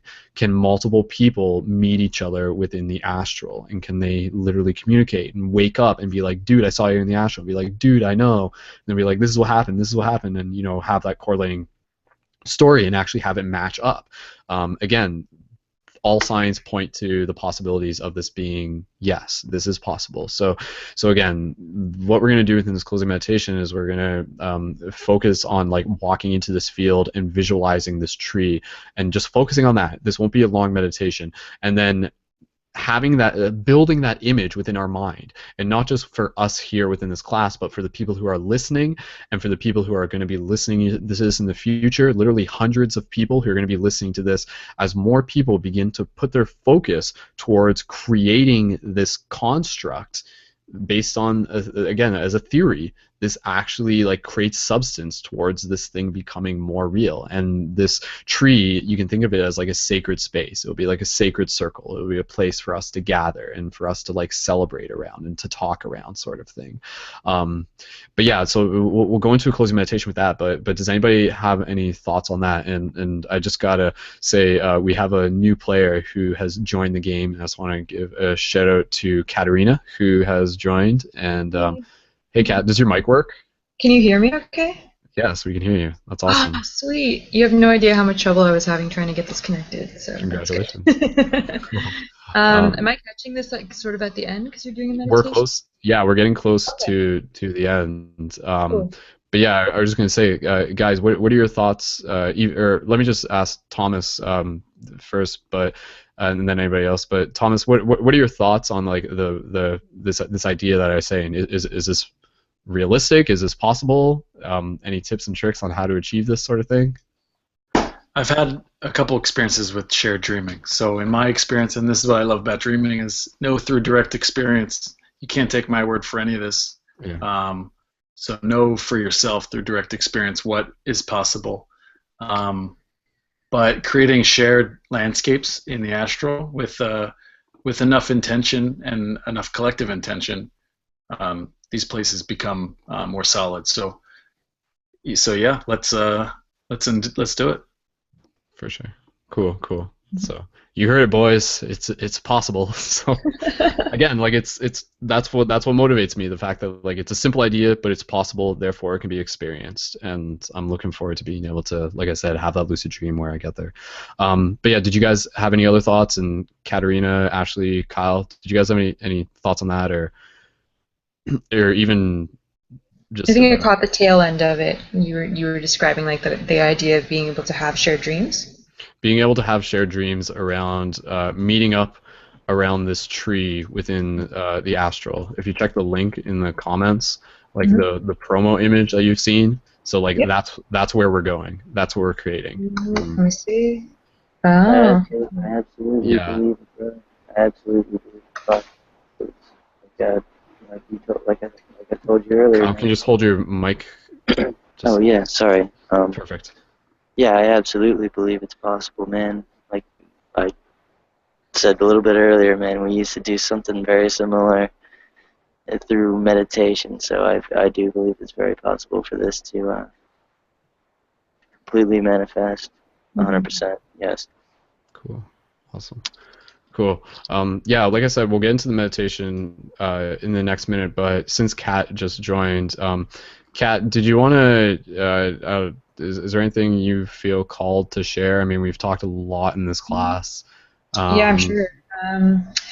Yeah, I actually really believe it's entirely possible, and I don't have like the most in-depth experience of having a shared dream, but I've definitely had a handful of experiences in my past where I've had a dream that was similar in a theme with someone else, like there were similar undertones to it, and at that point in time when that person was having that dream. So that to me is enough in itself to prove that there's the potential of it actually turning into something that's like even more similar, even more shared, and even more connected. So yeah, I believe that. Word. Cool. Thomas, did you have something to add? You're leaning into the mic there. I'm not sure if that's. Yeah, I just wanted to get something, but talk amongst yourself. Okay, cool. Let's go. Kat, just as we wait for Thomas to come back, Thomas has got his dream. I muted you by accident, Thomas. Oh no. Go ahead. This is a really good book if you're interested in shared dreaming. This is by 2 PhDs, but it's called Dream Telepathy, and it's probably backwards for you guys. No, it's not. Oh, it's not. Good. Yeah. So it's all from school. It was in Brooklyn somewhere, but they did all these beautiful tests, and it's a really scientific book. But some of the later chapters you could just even read about what they concluded. But the ability to influence people's dream content, even just with a focused intent, and the ability to share dreams. This is a scientific. It's not really a well-known book, so I would check it out if you're interested in that stuff. Cool. And speaking of books, definitely for anybody who's interested, it was mentioned earlier, but Thomas himself is an author of a book which you can find at Amazon, and the link is already included in the show notes on the main website. But it is a field guide to lucid dreaming, aeronautics. Is that how, I don't, do I pronounce that wrong? It's mastering the art of aeronautics, but you could say whatever you want. Aeronautics, yeah. So, yeah, I don't know, did you want to plug your book real quick, Thomas, for anybody interested? Or?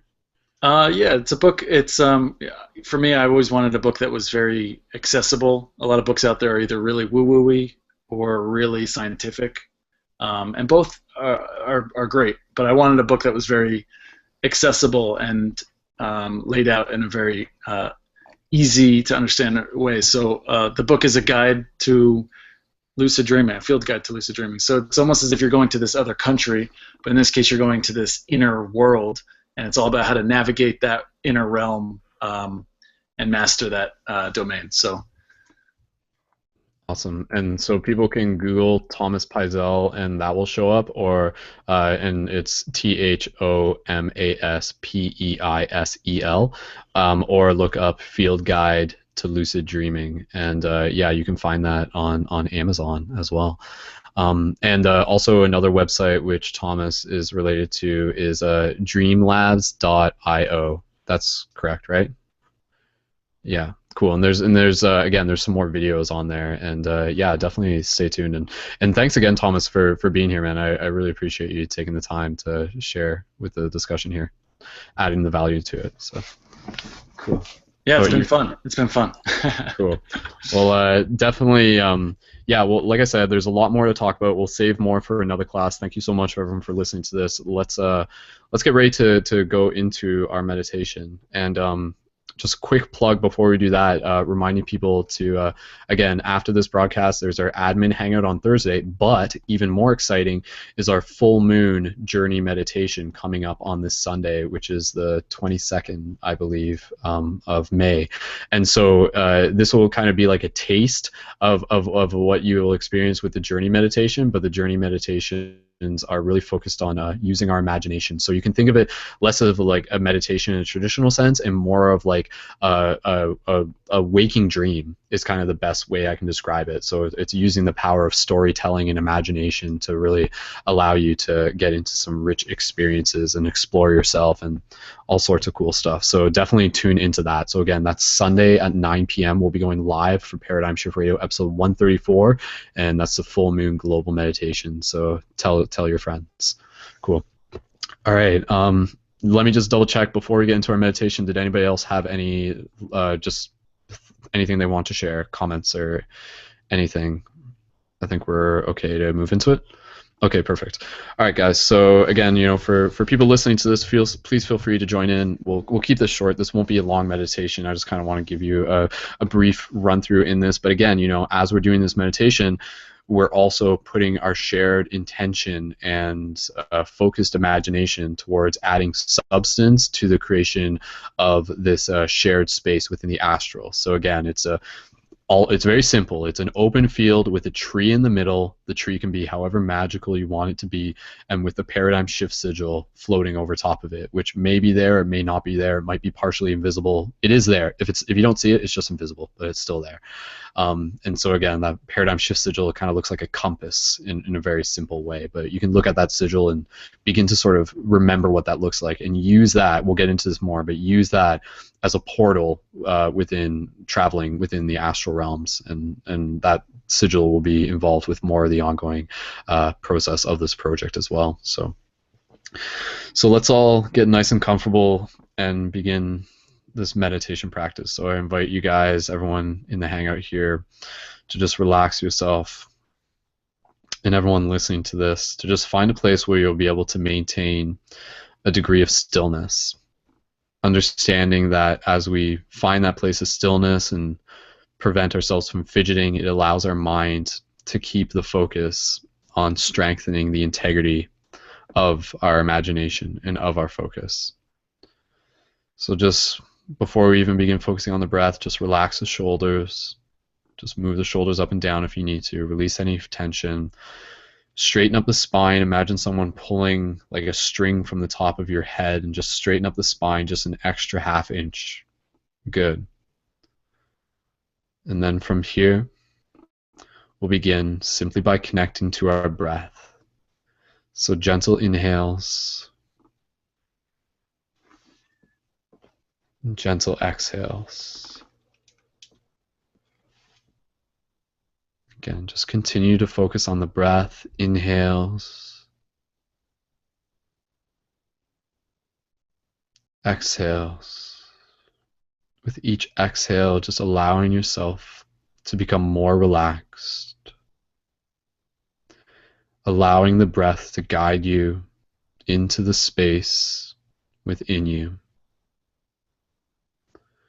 So again, inhales and exhales, finding the rhythm of the breath, like the ocean rolling up against the beach, the sand.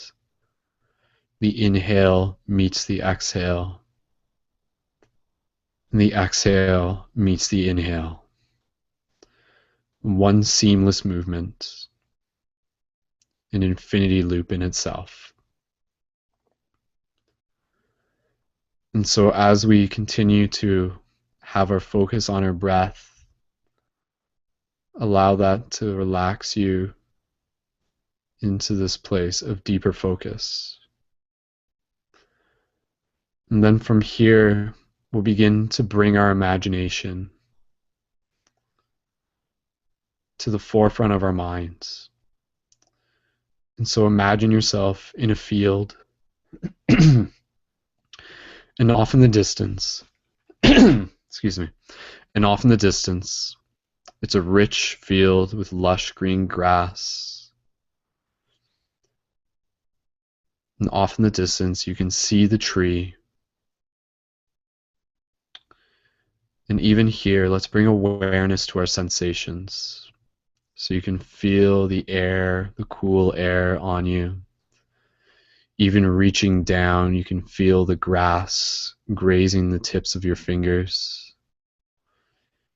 You can feel the texture underneath your feet, the dirt, being barefoot. And even acknowledge what the sky looks like. Not just a normal sky, more celestial, magical, clouds colored, purples and blues. And so using the breath, allow your focus to move towards the tree off in the distance. And simply by looking at it, allow yourself to direct your focus towards it, while also becoming aware of the energy of the tree. Perhaps even in this moment, becoming aware of your own heartbeat and correlating your own heartbeat to the heartbeat of the tree. Seeing the tree as more than just a tree, but a symbol for us, a symbol for our interconnectedness.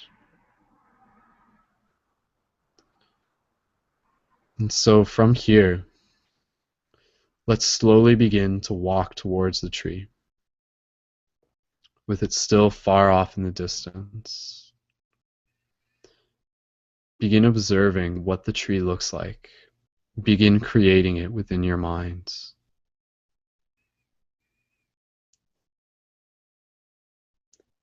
And within your imagination, also just being aware and looking towards the paradigm shift sigil magically floating above the tree with an energy of its own, like a beacon, a portal, though floating above the tree, still intricately connected to it as well. And so let's allow ourselves to get close enough to the tree. And when we're ready, we'll be close enough to actually make contact with the tree. And so standing in front of the tree right now, just take another breath. And be aware of this environment. Look around. See the fine details of it. The grass, the strength of the trunk, the subtle sound of the leaves on the tree rustling in the cool wind. And even with us in this space right now, instead of just imagining all of us being there at once, instead, visualize single points of light slowly emerging from all directions, gathering around the tree. Each of those lights is another dreamer. Each of those lights is us. And so knowing that we'll only be here for a moment, let us take a moment here to connect with the tree. So when you're ready, gently walk towards it and take your open palm and place it against the trunk. Feel the texture of the wood. Allow yourself to connect to this tree, while also sharing with it your intention. The intention of it being a portal, a heartbeat, a beacon. Feeling it feeling you. Whisper to it thoughts of gratitude. And take a moment here to simply connect with it how you choose. Again, using your imagination to familiarize yourself with this space. As magical as it is, it's also simple. And its simplicity is what makes it magical. So just take a few breaths here, move your internal vision around, look up at the tree, connect with it. Remember where you are, with the intention of returning to this place within the dream. Familiarize yourself with it. Add your visualization, your intention, your focus to the collective manifestation of this space, knowing that it is already real, and our shared thoughts crystallize it into form.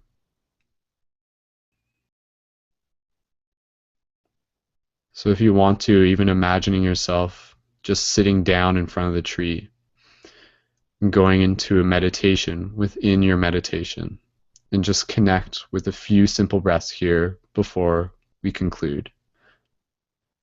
So just take a few breaths here on your own without me talking, and connect with yourself, with the tree, with your focus on this one moment right now.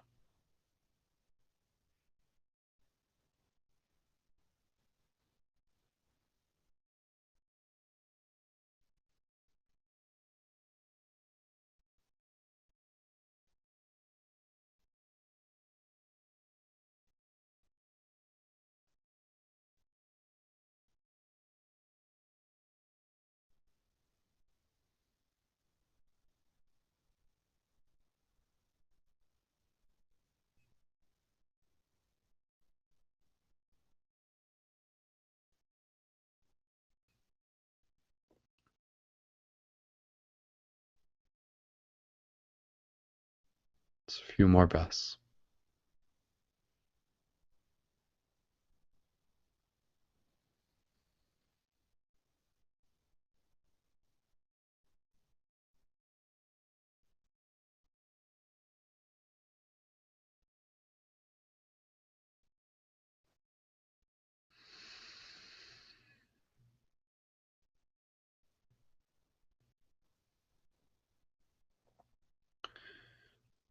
So allowing your breath to continue to flow within your imagination, gently stand back up, look around, see the other points of light, recognizing them as the other dreamers, both in the present and in the future, who will gather around this place, who will gather around this moment. And we will find each other here, share conversations here, share in meditation, share in healing, share in visioning. And walk up to the tree again, and you can put one hand on it or two hands on it. Even give it a hug if you choose, within your own free will. And as you are connected with this tree, again, become aware of its texture, of its realness. And while still touching it, we'll slowly begin to bring ourselves out of this meditation, reminding ourselves that this is a space that we can return to within our dreams together. So with the texture of the tree still connected to your imagination and your focus, feel it in your hands. Feel its strength, its calmness, its heartbeat. Continue to breathe. And slowly transition your awareness gently into your body while still maintaining the focus in the back of your mind on the realness of the tree. So as we allow ourselves to be in two worlds at once. And with a few more breaths, gently, you can begin to bring your awareness back to your physical body. And slowly wiggle your toes and your fingers. Become aware of the chair or the ground underneath you. And when you're ready, gently open your eyes and return your awareness to the space around you.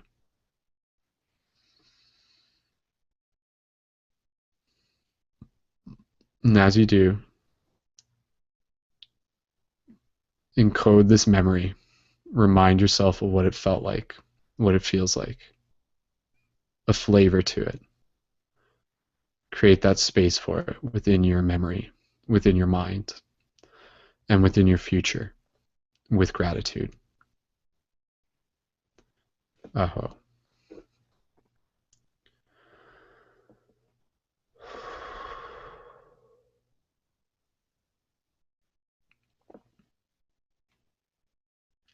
So let's take a moment here as we gently allow ourselves to come back. No rush. And thank you again, guys, for taking part in this. Thank you again to everyone listening to this in the future for being a part of this. It's a very exciting frontier that we are moving towards, that we are on, that we are embarking upon this shared journey. So cool. I'll just open up the microphone. If you guys had any thoughts or feedback on that meditation, I mean, it was kind of, you know, on the go, on the fly, and stuff like that. But you know, it's something I'd like to return to and continue to make better, improve upon, things like that. Any feedback, if you guys have some, please feel free to share. I think Ashley had her mic open. It may be that I'm also a little bit tired and, you know, staying up late that may contribute, but I did feel like I could work on a lot of the visualization, and for me, I feel like it's easier to visualize other people than it is to visualize my own self sometimes. But I felt the energy, and it was very a little bit overwhelming. I was a bit dizzy at first. And I guess I just have to get used to opening up to that place. And it may vary with, like, when I do it and, like, what time and, yeah, and the place. And, like, it was very interesting. I did feel a lot of the energy.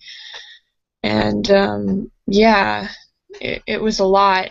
And, like, I did visualize you guys, like, landing, and I saw, like, you guys, like, landing, actually, like, I saw it on, like, the checkerboard, and then I felt the extreme amount of energy. I saw, like, everyone gathered around the tree, and then I started feeling that extreme energy.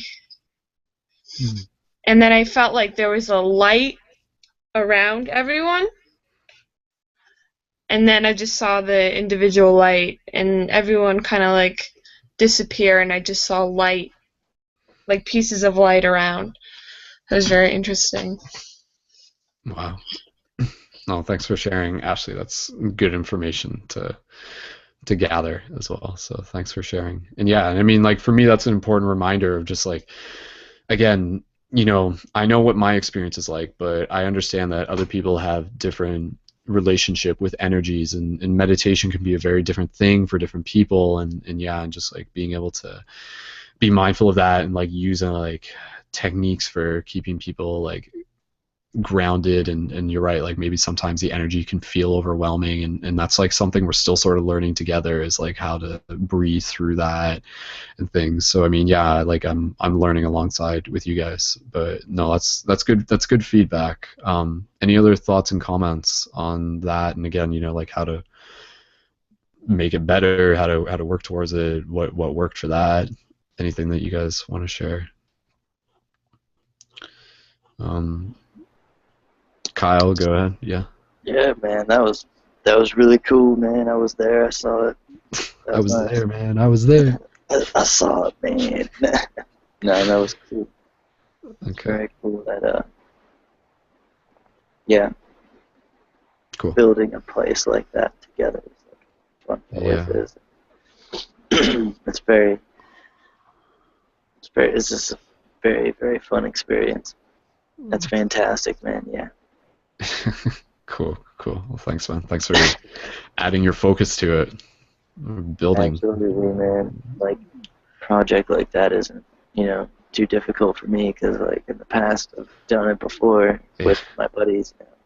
That's what we used to do, like, sit there and try and focus just like we did, but never on a scale like this, where you guys are all in different places of the world. So it's just really interesting and fun to do it, you know, that way. For sure. And because it's just been years. That's awesome. Cool. Cool. Awesome, man. Well, I'm happy you're here with us. So thanks, Kyle. Absolutely. Cool. Cool. Okay, so Thomas or Kat, did you guys any thoughts or comments based on that, or Kat? Yeah, I really liked it.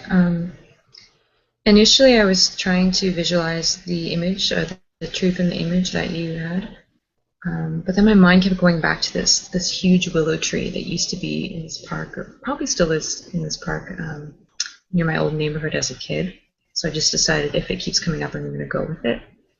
And what I was attempting to do was I was studying it with my eyes in the dream, but also trying to close my eyes within the dream as well, like through my mind's eye, to see like what the texture was like by closing my eyes, and not necessarily feeling it with my hands, but just feeling it sort of on a, I don't know how to describe it, on a different level where I didn't have to actually touch it, but just imagining it.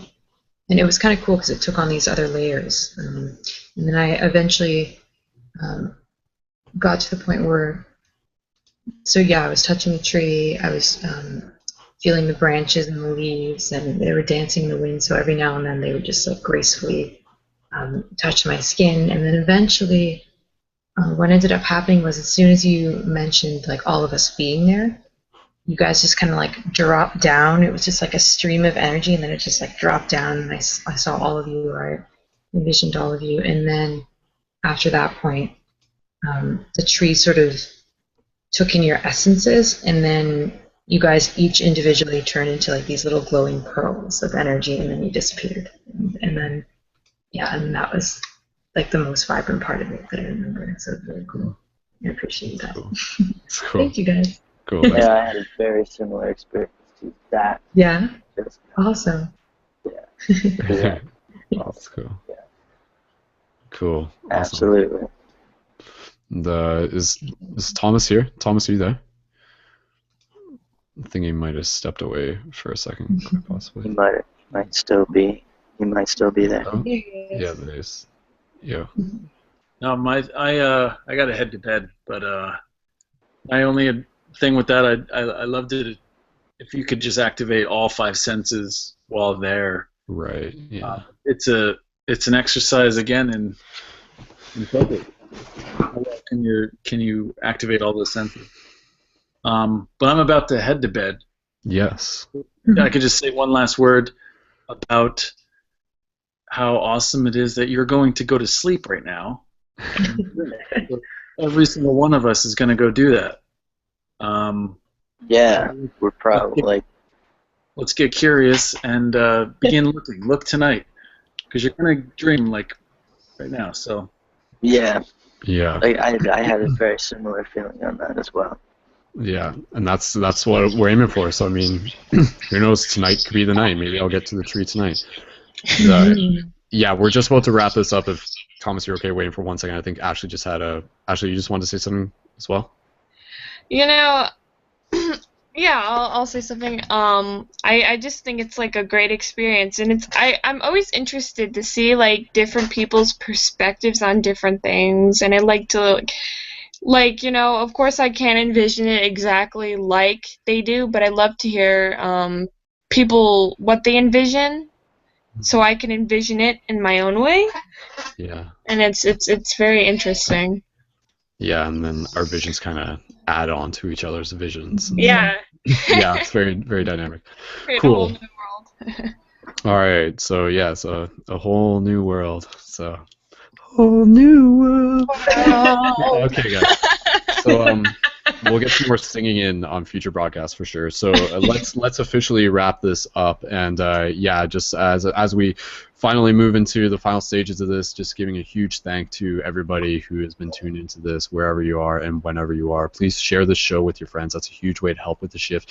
And of course, being able to remind you guys that a big way to be able to help with the project and the ongoing broadcast is to be able to help support the team crowdfunding through the Patreon, which is patreon.com/Brendon Culliton. And you can also go to paradigmshiftcentral.com/donate. And right now we're asking people to sign up for as minimum as $3 a month, and with that you guys as many shift buttons as you want, and it helps support the ongoing broadcast so that we can continue to produce free conscious media for the entire community to be able to enjoy and grow alongside with. So thank you to all our supporters, and we are currently at about 450, working towards our next milestone of 500, and we're aiming to reach that by the end of May. So yeah, big things coming out of the crowdfunding, so huge support. So I mean, yeah, the crowdfunding allows like all sorts of cool stuff, and it allows me to continue to work full time on this as a director. So much thanks and appreciation for co-creating this bigger dream, and that's really what it's about. This is, you know, years down the road. There's still some very exciting stuff that we are just getting ready for today. So with that said, guys, let's officially wrap this up. And again, you know, I'm looking forward to being able to see you guys in the dream space and sharing and learning more about your dreams. So again, thank you so much, everyone. Sign up on the main website, paradigmshiftcentral.com. You can find the links for everyone in the show notes for this. And guys, let's do it together. Let's officially say farewell to the internet as we finish this broadcast. So thank you so much, the internet. So good night, internets. Lucid. Good night. Good night, internet. Cool. Lucid. Dream lucid. Cool. All right, guys. Thank you so much, and keep it shifty. This is Brendon, aka Skull Babylon. Find me on YouTube. I'll see you guys in the future. Until next time, peace. One love.